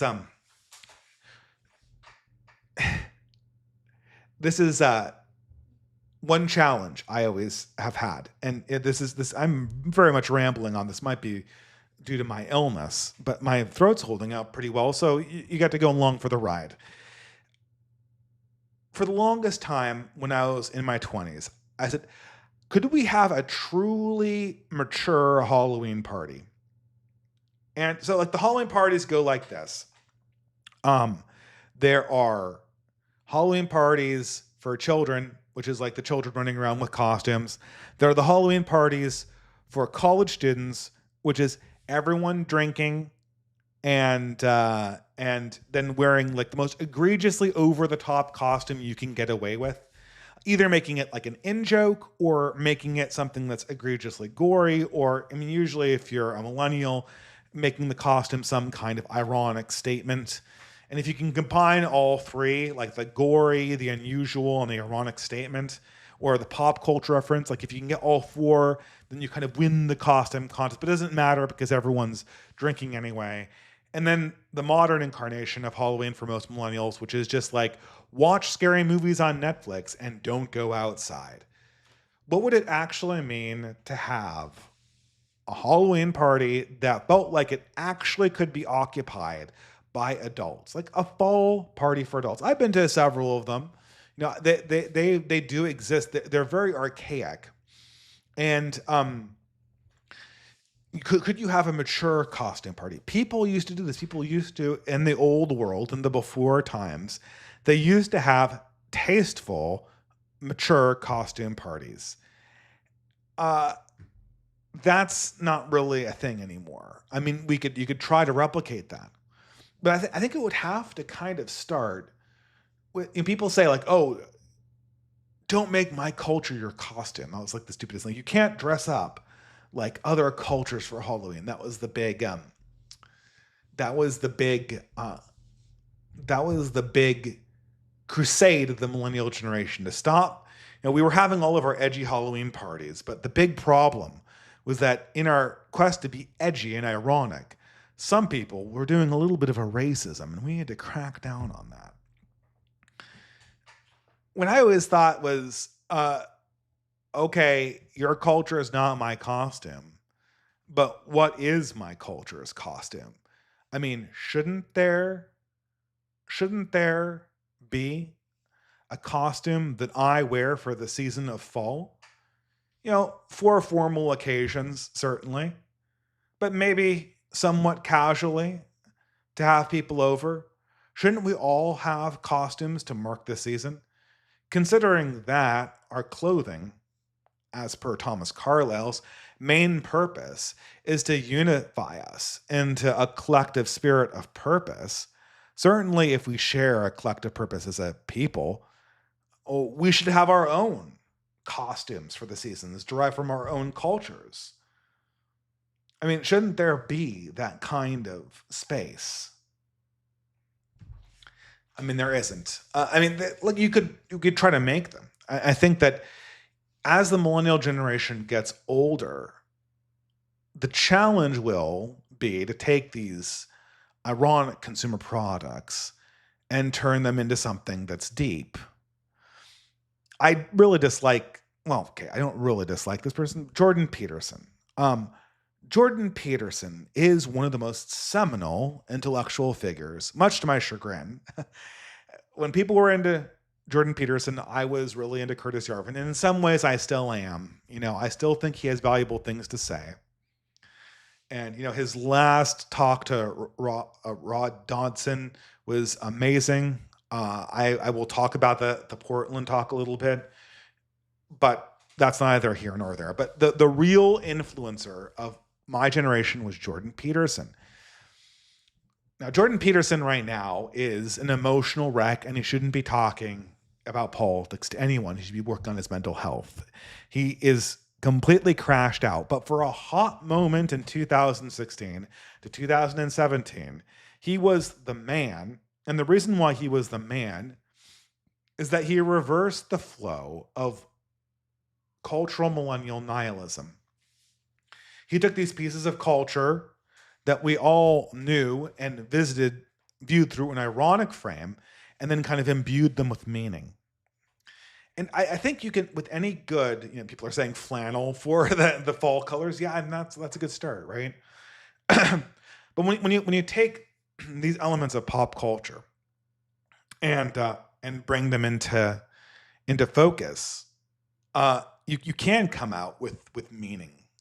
And that this is, you know, I think that what Jordan Peterson did with culture is what we need to be doing in our own moment to kind of deboomerize ourselves, to take that which was given to us in irony and then recast it into something that's born out of sincerity. And, you know, I was just watching a few classics with my son. We watched Dorothy and the Wizard of Oz, which still kind of ironically holds up. I mean, it always was hokey. Everything looks like a soundstage. The part that really holds up is any scene that has the Wicked Witch is just amazing. She would be scary in a modern movie. That's how good that character is. And but the musical numbers are fine. It kept a 5-year-old entertained, which is hard to do considering his very limited attention span that we're trying to get to be longer. But just things like Charlie Brown and the Great Pumpkin, or The Nightmare Before Christmas, or the newest addition to my Halloween canon, so to speak, would be Over the Garden Wall. I guess I'll do spoiler alerts for all of them. I mean, all of these things are spiritual stories, right? The starting with, let's say, The Nightmare Before Christmas. I already did a tweet on this one. I'll rehash it here. The Nightmare Before Christmas is fundamentally a story about a Faustian prince who, through his greed and ambition, learns that his world is not the highest world, that his good is not the highest good, that his land is not the greatest land, and he discovers another land, Christmas, another holiday that is more revered than his Halloween. So his reaction to this, since he cannot understand that which is higher than him, higher than his station, instead of striving to make his nation as strong as possible, he decides to essentially break the bonds that separate the categories of nations, build the Tower of Babel, with the help of science, ironically enough. And then at the height of his folly, he's cast down. He's literally saved by an angel who grants him the revelation that he needs to reject Satan in the form of the boogeyman, rescue his bride, Sally, who represents the continuation of Halloween in its heightened form, and father a legacy that way rather than disrupt the natural order of things. That's a classic tale. The Charlie Brown, well, I mean, I guess all of the Charlie Browns are a little bit like this, right? I mean, but the Halloween one's just as good, right?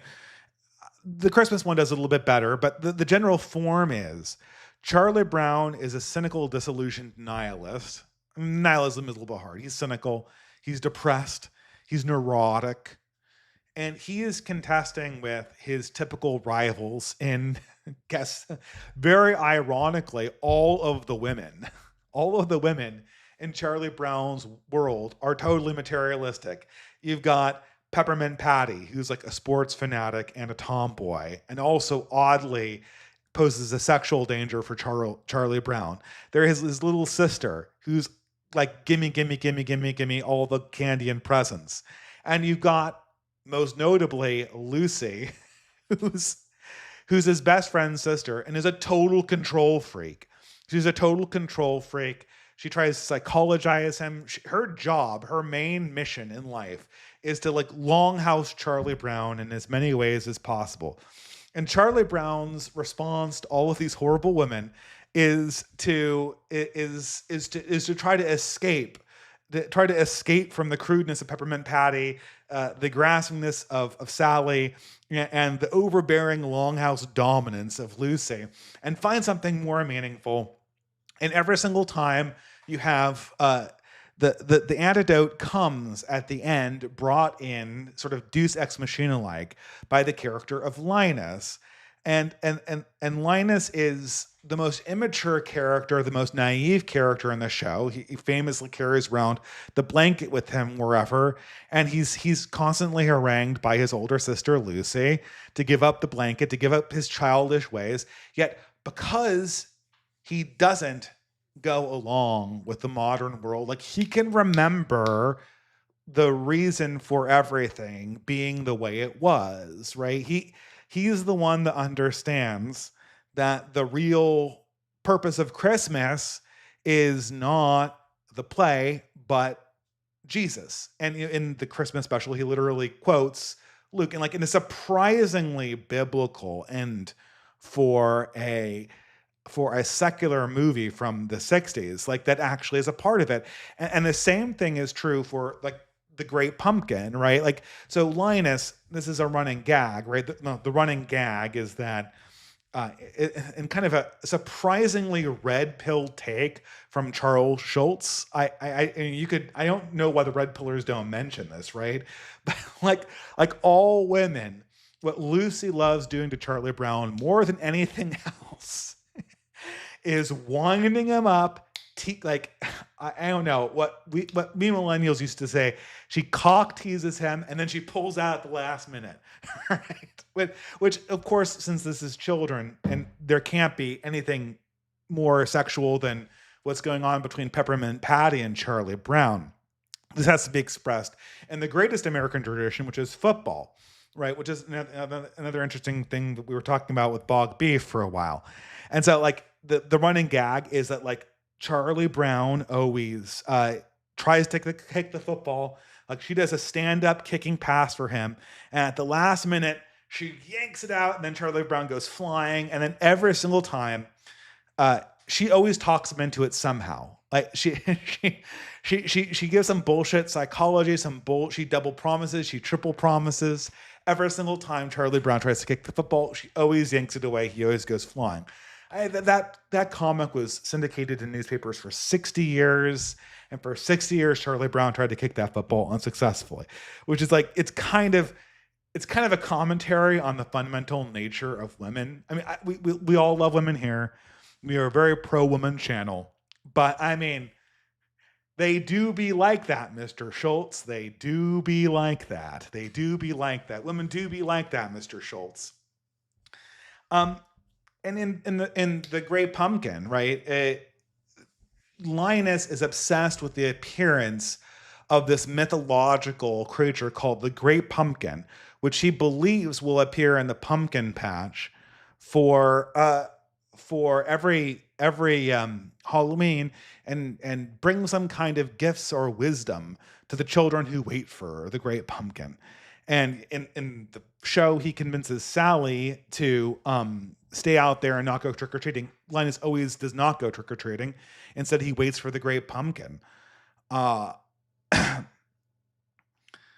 And Sally, of course, they don't see him. And every year, again, it's like the football. Linus never sees the Great Pumpkin. Charlie Brown never kicks the football.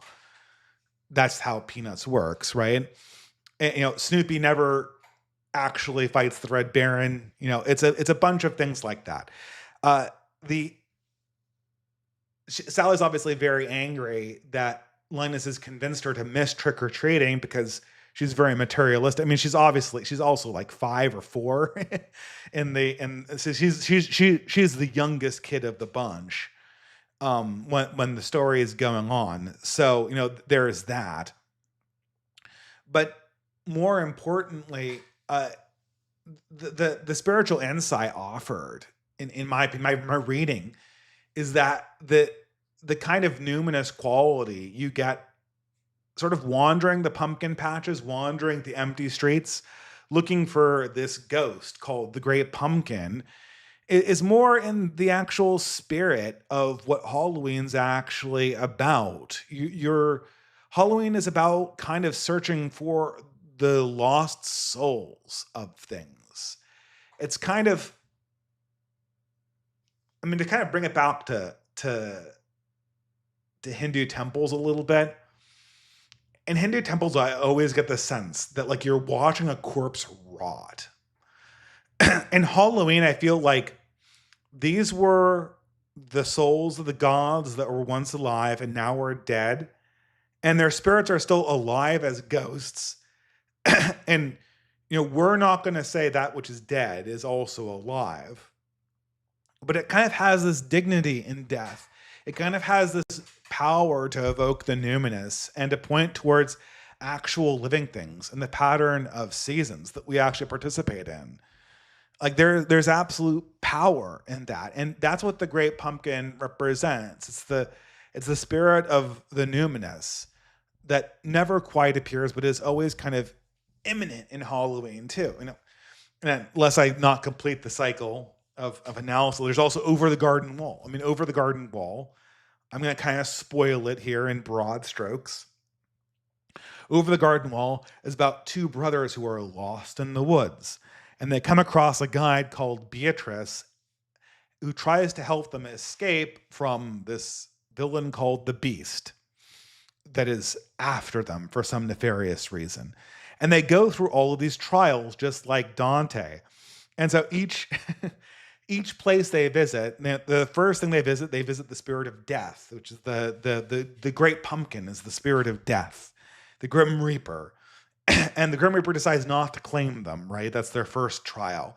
Then they go through a series of different times. They seemingly go in between times, and each of the places they visit are kind of indicative of the great failures of that time, right?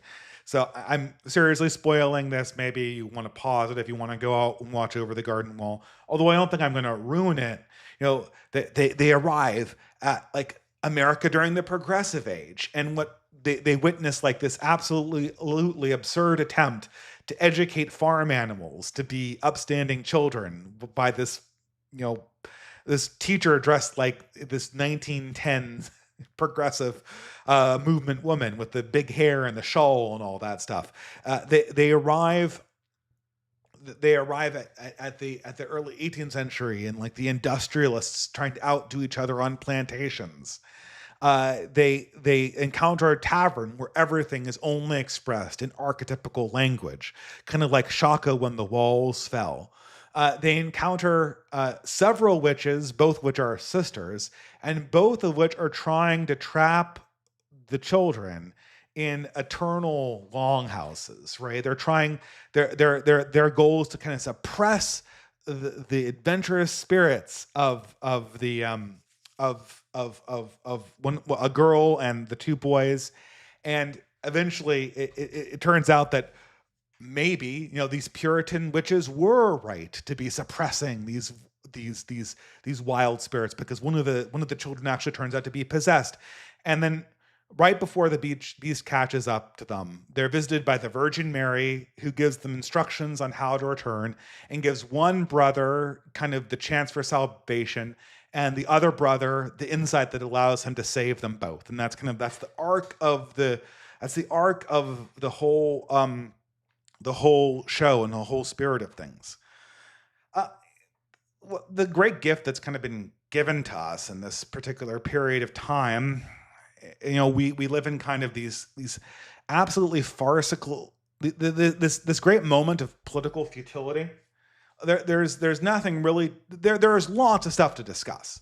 There's lots of stuff to discuss. I do not know how to discuss anything unless we can start with why Hindu temples are so utterly spiritually horrifying for me. Like, it's got to be at the level of race and religion. Like, we've got to get that stuff straight first, because I don't know how to put it any other way, right? I don't know how to have a higher order conversation when we're not aligned to that.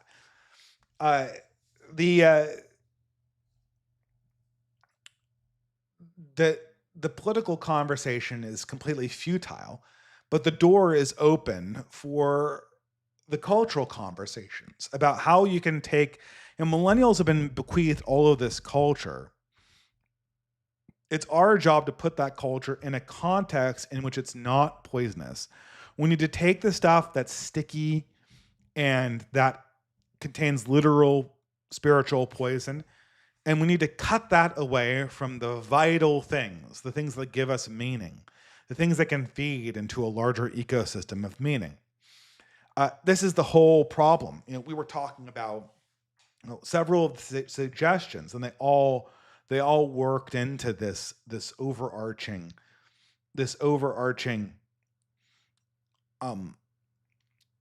theme. People were very interested in how do we separate things like college football. Like, it's college football season. College football has been completely professionalized and in many ways kind of commercialized. How do we make that good again? There's that kind of conversations there. There's a question about how can you take these things and kind of make them yours again, or to go even in a different direction. We have books, for instance, are something that, I wrote in a whole article about how you could re-sacralize books. Uh, Books are something that has to be consumed communally at this stage in history. There's one thing that book talk gets right about books, and that is that reading books is a communal experience. If you don't have the communal experience of the book, then the book hasn't really been doing its job. Now, you can, as a hobbyist, I read obscure books that no one's read. Well, I don't read that many books anymore. I probably read like 6 a year, if you don't include audiobooks. I used to read tons of books all the time, tons of obscure books all the time. It's harder though now with the kid. We have an opportunity though to take the books that really matter and build a community and a pattern of life around them. I was reading to my wife from H.P. Lovecraft the other night because one of our traditions is to read scary stories during Halloween, and that makes Lovecraft and M.R. James and all these other scary stories, like I don't think I've heard The Turn of the Screw is too long, but it's the same idea, right? That makes these elements of culture vivid. It makes them part of something that's alive. All culture fundamentally is an element of mutual aid. When we dress well, we are building community because we're putting the pleasure of those around us before even necessarily our own comfort and convenience. When we share books and celebrate holidays, we are bringing forward, a certain sense of meaning that we're all holding in common. These are the things that are opportunities. I mean, even games. This subject always comes up. I wrote an article about board games. I guess, the Sartorius Artist post was not the only bomb from the blog. And, if you're listening to this and you like the podcast, I do like to think of myself as an essayist first and a podcaster second, even though the essays come out significantly slower than do the podcasts.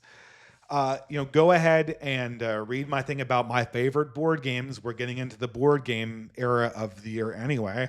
Not that I have time to play many board games as it stands, but millennials were the board game generation. We love, like, more than college football. I mean, college football I would really think is more of a boomer thing. We kind of adopted it a little bit, and its ruination is hard to reverse because we don't control the leagues. And even if you did want to start an amateur football league, it would be very difficult to do. It would be very difficult to get people excited about that. But the board games is interesting for me because it is an art, like deep board gaming, like the nerdy board games, like the Euro games and the war games. This existed a little bit before us.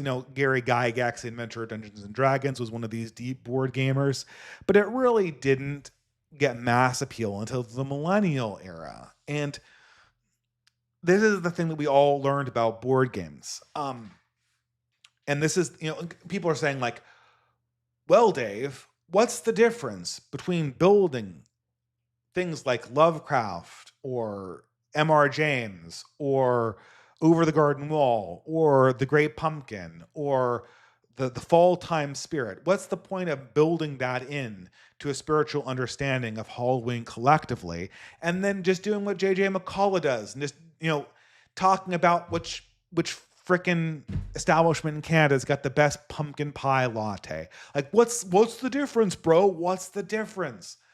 Well, the difference is about community. And the difference is about spirituality and community, and which mirrors in turn the only relevant things to talk about politically are religion and race, it seems like, or religion and ethnicity. It's the same thing. Whatever, right? We all know what's really important. The fundamental thing that millennials did not understand about games, and this is critical, they said like, oh, wow, look at Settlers of Catan. I like playing Settlers of Catan, right? And this is a really deep board game. Or I like Magic the Gathering, or I like Warhammer, or I like whatever. Just choose your deep game. I probably played it. I've probably written about it. I like Twilight Imperium, whatever, right? Therefore, if I get really invested in this thing that I like, I will become part of the Twilight Imperium community. I will become part of the Dungeons and Dragons community. I will be part of the Magic the Gathering community. But this is the problem. There is no such thing as the Magic the Gathering community. There's no such thing as the Netrunner community. There's no such thing as the Warhammer community. There's no such thing as the Blood Bowl community. And Blood Bowl is known as a game that has a good community. These are not communities. These are not communities. There's no common spiritual understanding. There's no understanding of common history, and there's no understanding of common sacrifice. So what people did is they built their identities on the basis of these consumer products because they sensed inside these consumer products some element of numinous spirituality that was baked in originally. A great example of this is Warhammer. Like Warhammer is this game, like I played it once in my life, but it has this aesthetic that is deeply Gothic and deeply, I mean, it's basically a parody of Catholicism that accidentally became a tribute to Catholicism, which is, you know, many such cases. I know you all mean that, right? But the critical thing about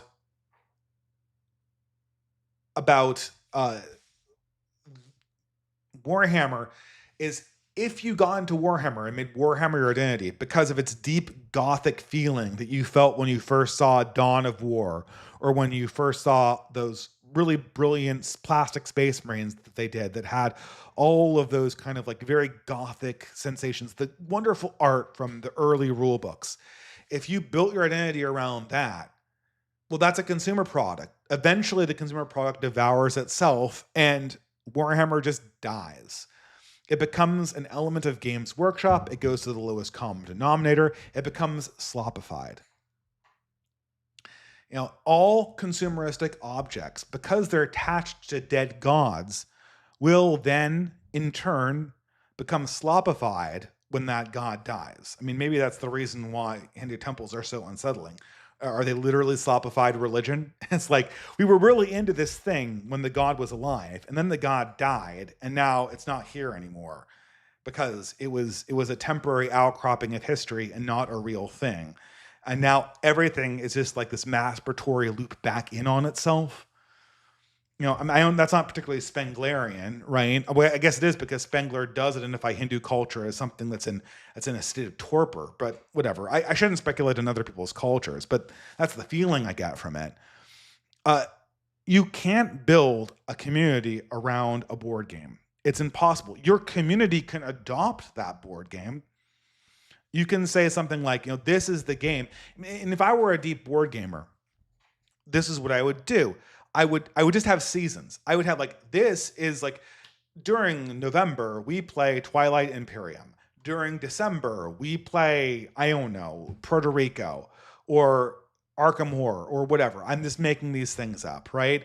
And like build it into part of the season, make it part of your friend group, make it part of your community, the people who you go to church with, the people who you organize with politically. It is, you know, it is the community and the beliefs and the politics that are the permanent thing. And the board game or the pastime or the football or the consumer products we consume are just the little things sitting on top of it. They're the ornamentation. And then, you know, beneath the community and the politics and the friendship lies the deeper question of God and spirituality, the basis of everything above it. But community can only be built from that direction. And I think that, you know, in these times, in these spaces of political impotence, it wouldn't be that bad. It would actually be good to kind of discover, well, it would be good to discover what you can take from the old world. If you like a game like Warhammer, can't say I enjoyed it when I played it, or if you like a game like Settlers of Catan or Twilight Imperium or whatever, try to separate that as much as possible from the consumer product or consumer identity that is that thing. Millennials have this bad habit, and I do it too, where we buy product and we go, that product is my identity now. Oh, we don't say we're doing it, but we do it. We buy the product and we say, that product is my identity. I am now this kind of person. And we don't ask really, how do I use this thing to make the people around me and the things that I believe in more prominent? I mean, if you're using this game and you think it brings an element of culture and life to the people around you, if you think it points them in directions that are productive, I mentioned all of the things like the Tim Burton. I really hate Tim Burton. I love Nightmare Before Christmas.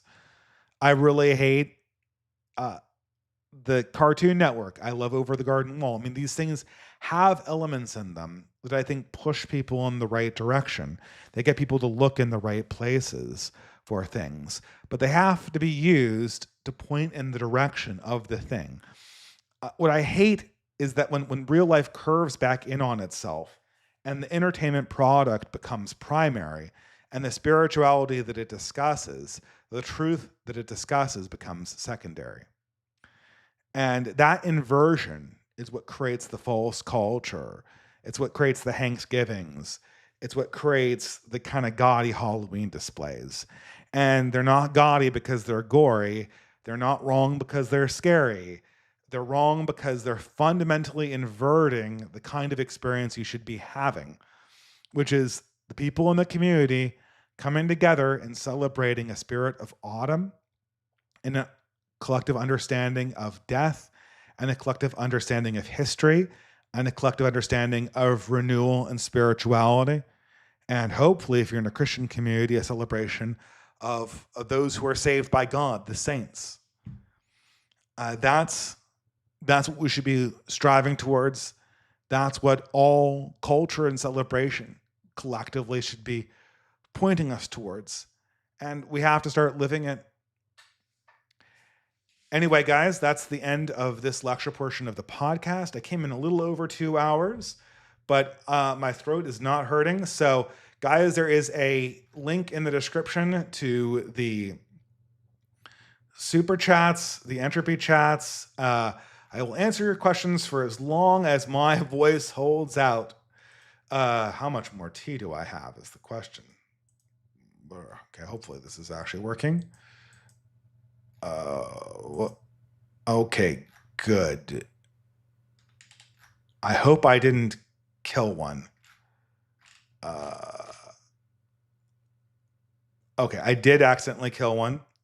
So I will read the shadow band first. This is a weird system. If you hit the check mark accidentally, it makes it go away.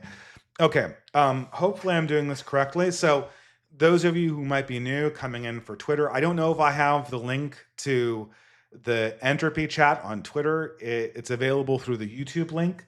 You can send me some money there if you want me to answer a question. I try to do as good a job as I can to give people complete answers. And but everyone knows people come for the lectures anyway.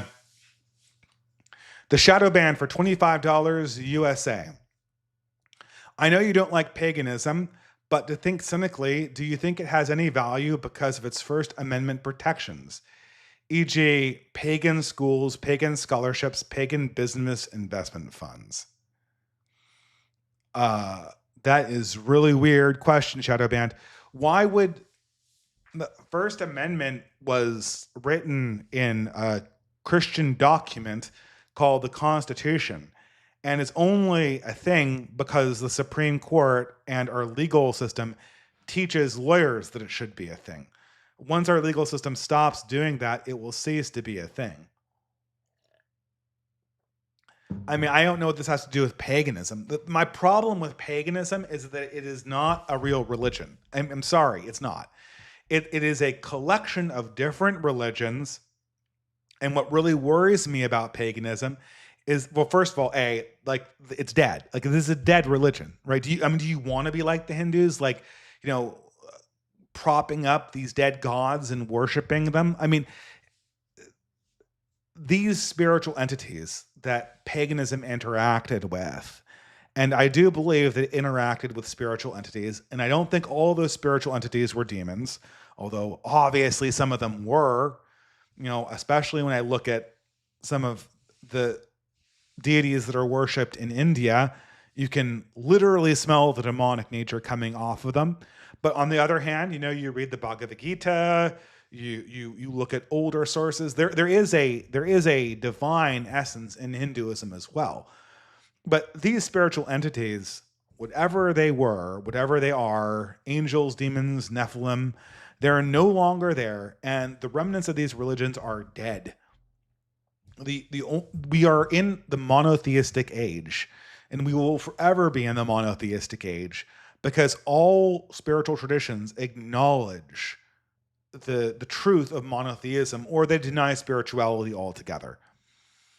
And once you have people who understand the word and who understand logos, and we'd have to become completely degraded, animalistically degraded as a culture for paganism even to make sense. And then even if we were totally degraded to the point of reverting to the Dark Ages completely, and paganism made sense anthropologically speaking, we still would have no tradition to follow. And even if we did have a tradition to follow, we would be worshiping spiritual entities that, in the off chance that they're not demons, we're worshiping spiritual entities that are no longer directly involved in earthly affairs. These things had presences for a time, and they are no longer here, or they're here only in the kind of apparitions we see moving through our world in times like Halloween, or maybe times like Christmas, if you are Dickensian, and like the whole image of the ghosts of Christmas past and the Christmas present and the Christmas future, which are, very, very Saxony style gods, if I might say so myself. And, I don't, worshiping these things, this strikes me as a really, really big spiritual mistake. And I don't want to really encourage it. I do think honoring the kind of implicit respect we have for the earth and history. I mean, what's wrong with just doing that? What's wrong with just honoring our past, our pagan ancestors, in the same way that our Christian ancestors, or at least our Catholic ancestors, always have? To understand that there are some people who died before they had the knowledge of God in some type of spiritual grace, not in knowledge of Christ, but in anticipation of knowledge of Christ. And that we have some connection to these distant ancestors in some real spiritual way, and that this connection awakens seasonally. Like, why can't we just say that? That's like, that's everything I want about paganism that's true is right there. And all of the weird stuff about blood sacrifices to dead gods is not. Fidel Cashflow, great name, by the way. Fidel Cashflow for $12. I agree with you that most Adult Swim souls are soulless, but I've just finished Smiling Friends, and I have to say that it is a genuinely good, funny show that does not push nihilist progressive garbage like BoJack and Rick and Morty. I really do think this show marks a positive cultural shift for us. Yeah, maybe. I mean, I heard similar things about Bluey. I saw Bluey, and my instinct was like, I should stop saying like. This is part of my swear jar experiment, is in addition to punishing myself for saying the F word, and I should really strike it from this channel. In addition to punishing myself for that, I also need to excise the word like and and from my speech. I should just put pauses there instead. But I imagine, I just said but I imagine that I imagine Smiling Friends is going to be good. And I think that it'll be like kind of Bluey. It'll be good, but not significantly better than the average show you'd find in the 1990s. Maybe I should give it a chance. I probably will. I don't know who I would watch it with. I don't know if I could talk my wife into watching it with me. And I don't think my son's old enough. But my reaction to Bluey was, I see why people like this, but this is just what an average cartoon show would be in the 1990s. It would be nothing to write home about. Glow in the dark for $5 USA. I agree with you on Indian architecture. Most is like a mound, which has a lot of characters and statues, overwhelmingly so. An example is the Minaski Amman Temple.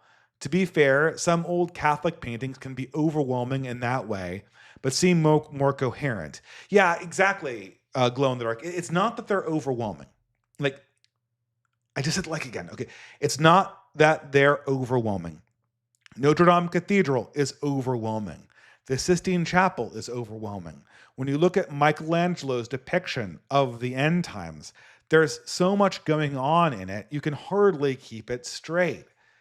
It's not that. If it was only a little bit different, it would be fine. It's the little things that get under my skin with this particular architecture. I don't know what it is. The mound-like shapes is one problem with them. The other problem is that all of the busy things seem to be pointing in different directions, as opposed to be pointing in one unified direction. So it feels like all of the deities are at war with each other. Like it literally, I mean, I don't know any other word to describe it other than it contains a hint of chaos. And that's deeply unsettling to me. I don't know exactly what it is, because I have seen some depictions of Hindu gods. I can see that can be kind of taken back by the fact that they look very healthy. It's a guy with an arrow. It's, maybe he has different colored skin. It's a guy with even Ganesha, the guy with the elephant head. It feels perfectly fine. And but then when you get to these pantheons that are just, all of the gods are crawling over each other like insects, and the colors are all in different directions. There's no unifying colored themes. There's no source of light either. All of the light comes individually from the gods and shines away from each other if the temples are colored. Whereas in the Christian paintings that are busy, the light comes from the top and goes to the bottom. So even though there are many angels and they're all oriented in a certain way, there's a flow to it. It's strange. I can't quite put my finger on it. Chris B for $10. Thank you very much.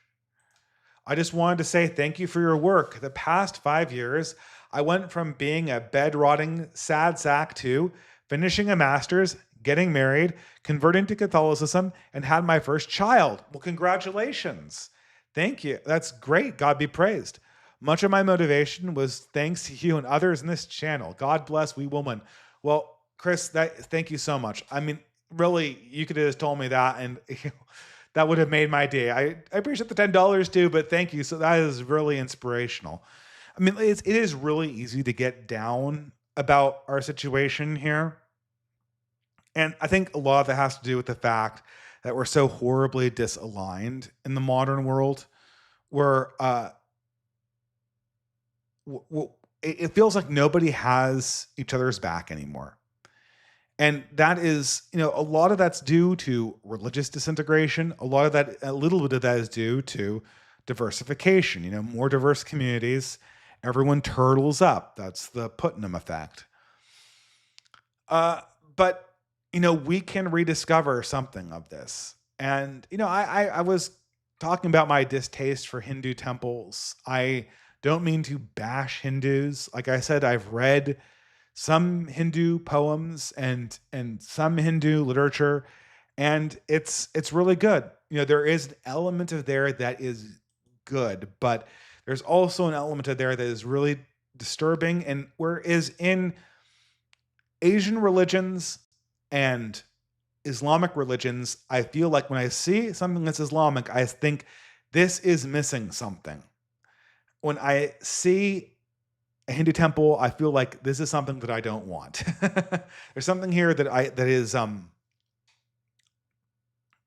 twisted, to put it lately, I guess. But back to Crispy. I mean, thank you very much. I mean, this is, I really want to believe that the work that organizations like New Founding and Exit Group and Old Glory Club and Beowulf, the work that we're doing is actually making a difference. I have been very confused in my organization over the last year because of the fact that some of these organizations that were working together decided that they were going to work more separately. So I have not quite had the opportunity there, but hopefully we are getting together a OGC chapter in California that I will be I'm not the leader of it. I'm helping out where I can to make sure that it's a success in Northern California. And from these things, like I said, all culture is mutual aid in a sense. All culture is collective mutual aid. And consumerism does not have mutual aid component to it. Therefore, it's not properly cultural. And nothing will really last unless it has proper spiritual footing as well. So there's that. But thank you very much, Crispy. I'm really inspired by that. Iron Duke, long time. Iron Duke for $3. Dave, you have a lovely wife who I like, but most men cannot be ordered as opposed to advised about by women. Your reviews on the modern Western world of doing things. Well, I mean, I don't think my wife orders me about. Maybe she bought the Halloween decorations. Although I think that I had some influence in that. I think that it's much more on the fall side and much less on the hot topic side. But the modern Western world of doing things. Well, I don't know. I mean, we're definitely in a very over-feminized age. All collective organizations have essentially been feminized and therefore essentially destroyed. The only way back is to create fun male-only spaces. You have to make, I mean, I don't know, you can have exceptions.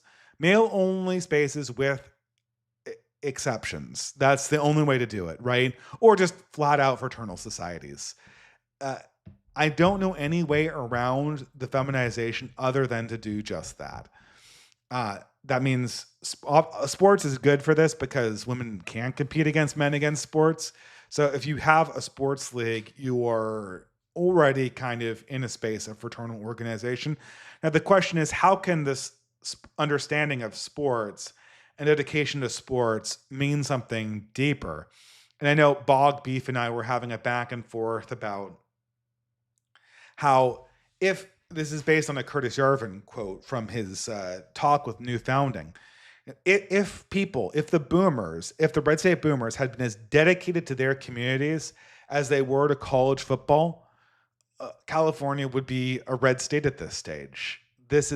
People live and die their football teams, but they don't understand what football means. Football has to represent a community, and the community is what needs to be defended, not the football team, not their victory against the rival school. It has to go deeper than that. And so I think, with all of these things, with books, with games, with sports, you have to find a way to keep the masculine purpose primary. And, if women want to do their own thing, that's totally fine. I just don't know how you can have these arts work and then have them taken over by organizations that are 50% female and then not have their rules completely feminized by the presence of either you ignore women crying, which men can't do, or you let women rewrite the rules, which will destroy the male organization. Those are your two rules. And that's why Magic the Gathering is not going to last. That's why Warhammer is not going to last. If you're fans of those things, you need to be talking about ways to fork off those properties. Essentially, take what you like about them. I mean, they've printed enough Magic cards. You can play with those. You can print your own. But you have to fork what you love about these games and take it with you. You cannot attach your understanding of yourself to a consumer brand. But thank you very much, Iron Duke. Eric Lefebvre for $15. We seem to be on the cusp of transformation. The left is shifting from techno-capitalism to techno-pessimism. a likely consequence of the realization that you can make an AI that is an accurate reflection of reality, or you can make an AI that is an obedient progressive, but you cannot do both. Yeah, is that the reason? I mean, that's part of the reason. The the the reason, it's a little bit that, but really the reason why the left has gotten so pessimistic on AI is that all of their thought is procedural. All of their thought is based on just taking random rules and then doing random iterations, unguided by any spirit of truth or any experience. You just take the thing that you got from the past, do some crazy variation on it, and then make it ironic. AI can replicate that. That's what LLMs do. LLMs follow rules and they generate things according to those rules with slight variations, meaning that LLMs can perfectly represent progressive thought. And that kind of mocks it in a certain way. And, I think there's sort of limitations to how much this technology can do. Obviously, anything that can be formally stated in rules can be replicated using those rules, which is why it's meaningless to make a rule-based line in the sand that it can't cross, because the line in the sand will be immediately crossed. But, I think the real thing is that the left understands that it needs a spiritual understanding of itself, and it cannot get a spiritual understanding of itself. The fact that these AIs are spitting out race realist facts on the side is really a secondary concern. These progressives have been ignoring this data for years and years and years and years and years, and it hasn't hurt them at all. But anyway, yeah, that's probably the reason why. Thank you. Glow in the dark for $5 USA. Ancient Indian temples were better. Ex-Durga temple. New Indian temples to me scream, look at me. I think it's more a subconscious inferiority complex. For hundreds of years, they've been dominated by outside cultures and are seeking to differentiate themselves. Well, that's another difference between old Indian immigrants and new Indian immigrants. Old Indian immigrants had this certain kind of confidence. They would come over and they'd read things like Tagore, and they would know their culture, and they would also embrace some British culture on the side. They were very confident people. They were very proud people, the Indians that came in the 90s. The Indians that come in the 2020s are deeply, deeply insecure people. They're the most insecure people I've ever seen on this platform. They're so insecure. And I don't think poorly of Indian people, but when people behave really insecurely, it's like this with women too. And maybe I'm expressing kind of a feminine reaction to this, but when people behave insecurely, it makes you think less of them. And I'm not so sure how to reconcile that. I don't know. I mean, I feel kind of bad for Indians because a lot of them do not deserve the distaste that's thrown in their direction because of recent immigrants. But I don't know what to do. They seem dedicated to making the worst possible choices they could possibly make. They're like Benjamin Netanyahu. Benjamin Netanyahu never saw a long-term bad choice he didn't love. If I were to calculate, if I were an anti-Semite, if I were Hitler's brain in a vat, and I wanted to construct the perfect Jew that would make anti-Semitism acceptable in the modern world, I could hardly do worse than Jonathan Greenblatt, Rabbi Shmuley, and Benjamin Netanyahu. And between the three of them and the other people who are just like them, they will make every single non-Jewish person in this entire world anti-Semitic if they have their druthers, and they don't see it. And the same thing is going on for the Hindus. I don't know. And look, guys, we're not immune to this. We have got to control our people. It's not really a problem now, but it will be a problem later on in the future, probably 5 or 10 years from now. In 5 or 10 years, we're going to have to deal with suppressing the worst and most cringe and most degenerate features of like white culture, of European culture. Once it becomes acceptable to identify with Europeanness or with individual ethnicities like Anglo-Saxon or German or French, there will be cringe versions of this where the worst, most lumpen, most genetically degenerate people will try to put themselves out in front as the speakers for these cultures. And in that space, there has to be some understanding that we are going to that we put quality before solidarity. Solidarity is not infinite. Collective good is not infinite. The only thing that is the infinite value is dedication to God. And there is such a thing as peoples that have become so degraded that they need to be scattered to the earth. At least the Bible tells us that is the case. And hey, maybe a modern American society is also earning the wrath of God in that. And that's what we're experiencing right now. But it's not our job to make that happen. But it's our job to make sure that we do not become that spiritually degraded. And one of the things we have to be aware of is unethical people, undeveloped people, selfish people, desperate people, making themselves the collective face of a larger tradition that they don't have the right to wield or the power to wield. Asteroidal Assassin said, would you agree to a live debate with the devil himself? No, never debate the devil. That is one thing you never, ever debate the devil. The devil is smarter than you. He knows better rhetoric, and he is bad faith by definition. Now, that doesn't mean that you can't have a devil's advocate. That does not mean it. We owe the truth. We have a greater duty to the truth than we have to most other things, because truth is a primary element of God. And because of that, we have to argue against the devil's arguments sincerely. And so there always will be a need for the devil's advocate. We will always need to argue against atheism and all these other things because we owe a duty to the truth. But you never argue against the devil himself, because the devil lies, and he mixes lies with truth. He is the great deceiver. And so why would you ever argue against an infinitely intelligent consciousness that you know is lying to you? You're asking yourself to be hacked.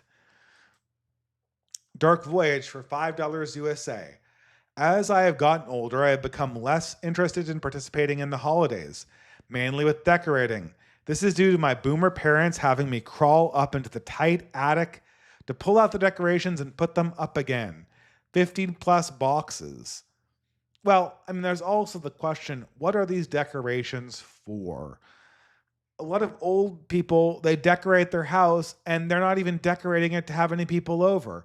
They're decorating elements of their house that no one's ever going to see. Now, I guess this kind of contradicts my previous statements that said, you should beautify your situation just for yourself. And there's a point to that. But, I think that, I don't know. I mean, maybe people should talk about decorating the neighborhood and not just the house, or decorating it for some particular event. I understand what you're saying. The elderly can, I feel like I'm insulting the boomers by calling them elderly. The elderly can get carried away with decorations, and that is certainly a danger. And so it's something to be aware of. And I can see getting tired of it, because it is very tiresome. It is very, very tiresome. So, where are we? And how long have I been streaming? Okay, so we're coming, and we should be done by the 3-hour mark. Anyway, thank you very much. Absolute Defender for $5. How is biospirit not a useful concept? When America was at its most religious, race was recognized as a barrier that could not be overcome through a religion alone. You could look at Europe, and how do you explain the continuity it has with the pagan past? Well, I mean, look, I mean, like I said, there's a kernel of truth to biospirit, right? I said right again. I'm going to hit myself. There's a kernel. I said that, I made this very clear. There is a kernel of truth to biospirit. If we converted the Hindus all to Catholicism, they would almost certainly make more beautiful buildings, almost certainly. And I think that they would regain a lot of the vivacity that you see from early Hindu culture that you absolutely do not see in modern Hindu culture. That's obviously my own religious beliefs. And, Usha Vance, please convert, because you have a high probability of being the next first lady.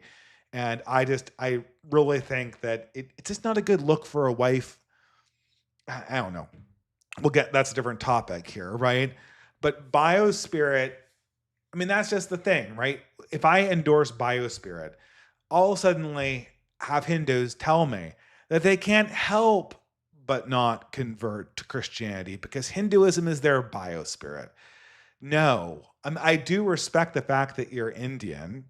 I do respect that you have loyalty to your people and loyalty to your race, but you have a loyalty to the truth first, and you have a loyalty to not being caught up in these very twisted religions, in my opinion, if I do say so myself. These dead religions. And the thing is that I have caught people like Jared Taylor making that very mistake, saying that whiteness or Europeanness or racialism itself is a replacement for God, which is, in my mind, just a huge, absolute, it's heresy borderlining blasphemy. It is really bad to say that. And I can't express how much antipathy I have for that perspective. Race is, I guess that I'll just leave it at that. Biospirit, every race seems to have a particular way of seeing the world and a particular way of doing things. And I think the person who nailed it was Oswald Spengler. Every race has a kind of aesthetic that they prefer. For the scenic races, it's the flowing river, like the dragon, right?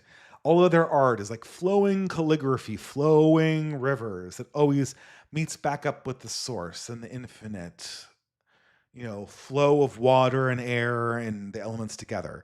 For Europeans, it's the Faustian reaching up to the eternal. And for Hindus, I think what Hindu is, like, it's infinite complexity emerging from nothingness. So the Om is the nothing at the center, and the infinite complexity is everything else outside of that. I think that is an interesting theological perspective, but it's been somehow twisted chaotically. And that's what, and I'm afraid that if I endorse this idea of biospirits, people will be using it to argue that racial truths are more important than absolute spiritual truths, and they are 100% not. Absolute spiritual truth comes first, and your collective identity comes second. That is the lesson of the sacrifice of Abraham. That is the lesson of the entire, well, not the only lesson of the Bible, but one of the main lessons going throughout the Bible is that your people are the most important thing except for God. And, that this is repeated by Christ and all other great thinkers of spiritual worth in the past. And I think that biospirit it's a heresy waiting to happen.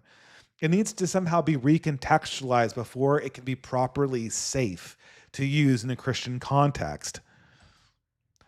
Iron Duke for $3, USA. The Lion, the Witch, and the Wardrobe. Opinions? Well, I mean, I love C.S. Lewis, Iron Duke. The thing is, the thing with the Lion, the Witch, and the Wardrobe is that it's literally an allegory. It's like asking me to read on Pilgrim's. Maybe for millennials and Zoomers. Zoomers are they're so effing literal. They're so effing literal that maybe they get a kick out of reading John Bunyan, because you're literally reading the concepts on the page, doing the thing as you say them. And yeah, but I think C.S. Lewis is very much like John Bunyan, and he even did his own version of John Bunyan called "The Pilgrim's Regress," which was, it's not it's an underrated book. I mean, what does it say about the Lion, the Witch, and the Wardrobe? I mean, wonderful, evocative imagery. I always felt that it was a little bit more flawed than Tolkien. The books thematically did not fit together very well. There are books like Prince Caspian, which are borderline boring, and there are books like The Dawn Treader, which are exciting but are episodic and never seem to fit into the plot properly. And the books are kind of weirdly out of order, which is another strange thing. And I'll say this. There's one in this series, The Chronicles of Narnia. By far the best book is The Silver Chair. And I think The Silver Chair is on par with The Lord of the Rings and anything Tolkien wrote. I think it's one of the classics of 20th century fantasy. And I think most of the other ones are just as good, but they're good, but they're not as good. And the kind of thematic, unevenness kind of holds them back. C.S. Lewis suffers a lot from that as well. His space trilogy is incredibly uneven. Out of a Silent Planet and Pelandria or whatever, that is nothing. That's kind of like okay, a variation of Voyage from Arcturus, whatever.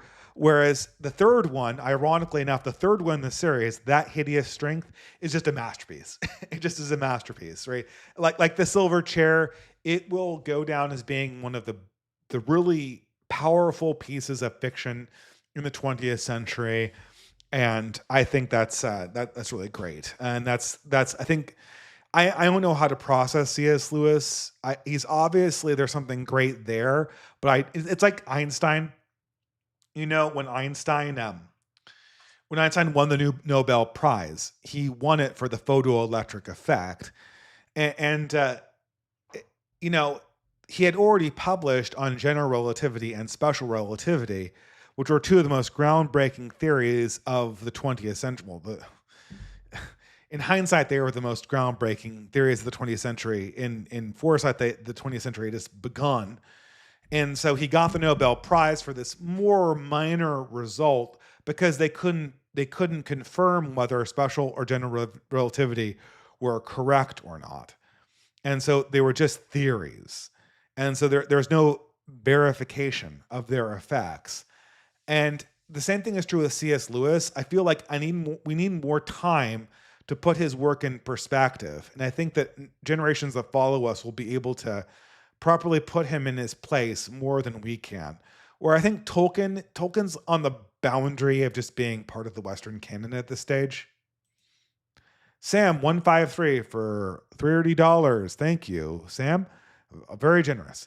A master of analysis as always, Dave. Agree on the Indian temples. Fully expect more of the cursed eyesores to pop up everywhere across North America, unfortunately. Regardless, have a happy Halloween with your family. Well, thank you very much, Sam153. I'm not much of a question, but thank you very much for the generous super chat. Gray Smog for $50. What's your favorite piece of fiction? Well, I mean, that's hard. I mean, I always hate, like, what's your favorite book? I mean, what does that mean? Like, the one that I find myself citing the most is Dante's Divine Comedy. That constantly finds its way into my speeches. I've read it 4 times, once with a book group. I still can't quite remember it. It seems to flow out of my mind very quickly, right? So I probably should read it even again, right? I've admired things from Thomas Carlyle, but are those fiction? Are those not fiction? Is Dante's Divine Comedy fiction? I'd say, like, if you go to 19th, 20th century novels, would you consider me a midwit if I said it was Brothers Karamazov? I feel like a midwit saying that because I've only read that novel once. It made a big impact on me, but I only read it once, so can it really be my favorite novel? I've read Wise Blood 3 times, and that's always on the top of my list. by Flannery O'Connor, that is. So maybe that's my favorite. No, it's a weird question to ask, right? I feel like there should be a genre attached to it, like science fiction or something like that, right? Um, I mean, like fantasy novels. Tolkien. I was just discussing this with Isaac Young, the author, and it's funny because Tolkien, there, the number of fantasy worlds that have really followed his spirit have been vanishingly small, and we've discussed how the only person that really copied his spirit, as opposed to just his form, was Gene Wolfe and the Book of the New Sun. And it was so refreshing to read that book and then to reread that book again 10 years later. You're encountering this sort of unique world in this unique place, and your mind just wants to struggle with its implications and its mystery and its numinous quality. Someone here is also asking me, what's your favorite horror movie for the season? Hellraiser, Event Horizon. I mean, I'm going to exclude Ghost Stories and say that my favorite, I'll say The Mask of the Red Death. That's a classic 1950s horror movie with Vincent Price. There's probably a better one. I don't know. I mean, I thought that the Witch recently was very scary. I don't know if that's a good movie. It's certainly a very disturbing movie. It has that same kind of quality of spiritual unsettledness that I get from watching something like an Ari Aster movie or what's that guy that did Dancer in the Dark? I'm going to talk about him. That nihilistic director that did Melancholia. I'm blanking. Lars von Trier. That's it. Yeah, I don't know. What's a good fun horror movie though? What's a good fun? Okay, how about this? Here's a curveball. Go watch the very very fun Halloween college movie. I love this movie in college. You'll have a great time watching it. A European zombie movie called The Cemetery Keeper. Lots of zombies, lots of ennui, lots of sexual politics, and a weird existentialist ending to boot. I thought it was a lot of fun, and if I'm forced to choose of a cheesy horror movie, I'd probably choose that one. That's obviously not serious. That movie is kind of bad, but it's really fun to watch, so I'd recommend it. Dark Voyager for $3 USA. Sorry for trauma dumping. What can I do to make holidays fun again? Trauma dumping. I mean, I guess it depends what age you are. I would talk to your friends about where they are. And like, you really need to, this is the thing that I always get hung up on. I have this bad habit of falling in love with board games and then wanting to impose my idea of what a fun board game is on other people. But you can't really do that. You have to make your board game collection represent what your guys want to actually be playing. And the same thing is true with celebrations of holidays. You have to find out what people are really yearning for. So I don't know. I mean, if you're in your 20s or 30s, why not have a classy Halloween holiday? And think about what, I mean, I don't know. There's always that classic example of, oh, we'll all get into costume and tell horror stories. That never works. Maybe that worked in the Victorian age when everyone was a amateur author. It is very difficult to do that. Maybe have people read scary stories. That might be fun. It wouldn't put people on the spot. And or there's tons of mature Halloween activities you could do. Hidden identity games. Mafia is always a fun game to play at parties. Exquisite Corpse is a wonderful party game to play with 20 or 30-year-olds that are in costume. For some reason, people play Exquisite Corpse much better when they are in costumes. This is a surrealist game invented by Salvador Dali. If you're in a sort of single 30s mode, which I think I'm just guessing based on the demographics of my channel, that's where you're at. So maybe maybe our people are craving like a classy Halloween, or maybe people would be really into like a solemn, serious dinner where you recollect old times. If you have older parents, invite them over and talk about how things were when you were a kid, right? Like over a nice dinner, maybe. I know it's hard to keep politics out of it, but design the dinner around something like find, when they people ask them like, what's the perfect present? Well, this is a harder question than it might be. Okay, so this is actually very interesting. I always get these interesting topics. I wish I put them in my lecture, right? Well, the perfect present is like the perfect party, is like the perfect board game. All three are the same thing. And so obviously, the perfect present is not what the person wants. If the perfect present was the thing the person wanted, what you would give the person is cash or an Amazon gift card. That's not the perfect present.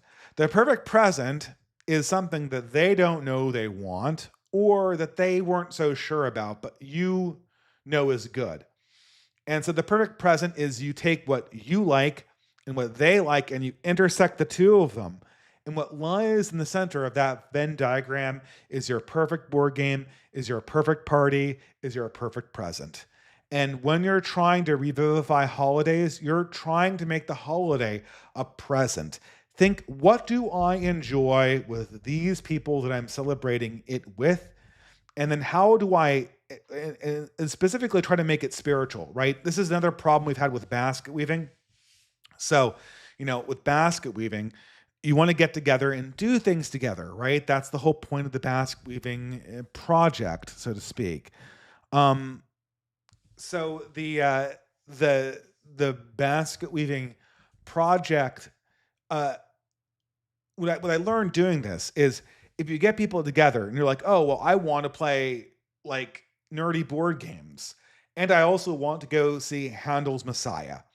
Uh, Playing nerdy board games is kind of a bad basket weaving event, and Handel's Messiah is a good one because when you get together, it always should be doing something that's more uplifting than what you do ordinarily. Now, maybe if you have local friends that you were already well established with, then you can, have the Twilight Imperium session or whatever, right? But when it comes to meeting people who are making an effort, like they start from a mode of politics. And when you get together with them and meet, you should be doing something that's more aspirational than politics. That's the whole point of things. Anyway, so that's really good. But that's my suggestion. Make the holidays a gift. Ben White for $5 USA. I think my energy has left me. Whew. I think regarding Indians, their strong in-group preference is not tempered with a sense of prudence. You can't have 3/4 of H-1B applicants be Indians and have them essentially turn Canadian cities into Indian cities and expect people not to notice. Yeah, that's true. Like their in-group preference makes it impossible not to notice. And so like they don't understand that they're not established. They're guests. They have no political clout. But their attitude is, I just got to your country 2 years ago. Let me tell you what your country is about because I'm saying the right words. Blah. Yeah, that you nailed it, Ben White. Thank you. Hi, Dave. My father was recently laid off from his job of 10 years. He's at a place where he isn't ready to retire yet, but at his age, it will make him difficult to get rehired in his industry. This has been really worrying me. Is there anything that I can do? Well, that is tough without knowing the industry, isn't it? Well, look. You can't find your father a job in all likelihood. You could obviously look out for him and see what there is to get to be rehired. But what's most likely going to happen is your father is going to be rehired in a job that is not in his industry and that is not exactly up to his expectations for what he wanted to be doing with his life. I think the best thing you can do for your father is to reframe it. Say, you're always my father. You're not ready to retire, but no matter what you do, I know that you're working for the family and that I admire you. taking whatever job you can get. I don't care if you're in a mailroom. I don't care if no one files files anymore, but I don't care if you're filing documents or even working as a short order chef or a cashier at Walmart's. You're my father. You're the patriarch of this family. And no matter what you do, I think that I respect you. Well, alternatively, what you could do, retirement project. If he has enough saved up, then he can maybe be an entrepreneur. I don't know. I mean, interest rates aren't as low as they used to be, and that's a huge problem. But my father in his retirement made a bookstore, and it didn't make a ton of money. It made a little bit of a profit, but it became this huge rock inside the community. If your father has some kind of passion, people are dying for third places in this day and age. Maybe there's an opportunity to start his own business, either online or in a brick and mortar store. Encourage him to see those opportunities, but more than anything, make sure that he knows that he's not lost any respect in your eyes because his job laid him off. This is a turbulent time. Everyone's getting laid off. We're sticking together. We're sticking with our guns. We're supporting each other through this period, through this winter period, so that we can emerge stronger on the other side of it.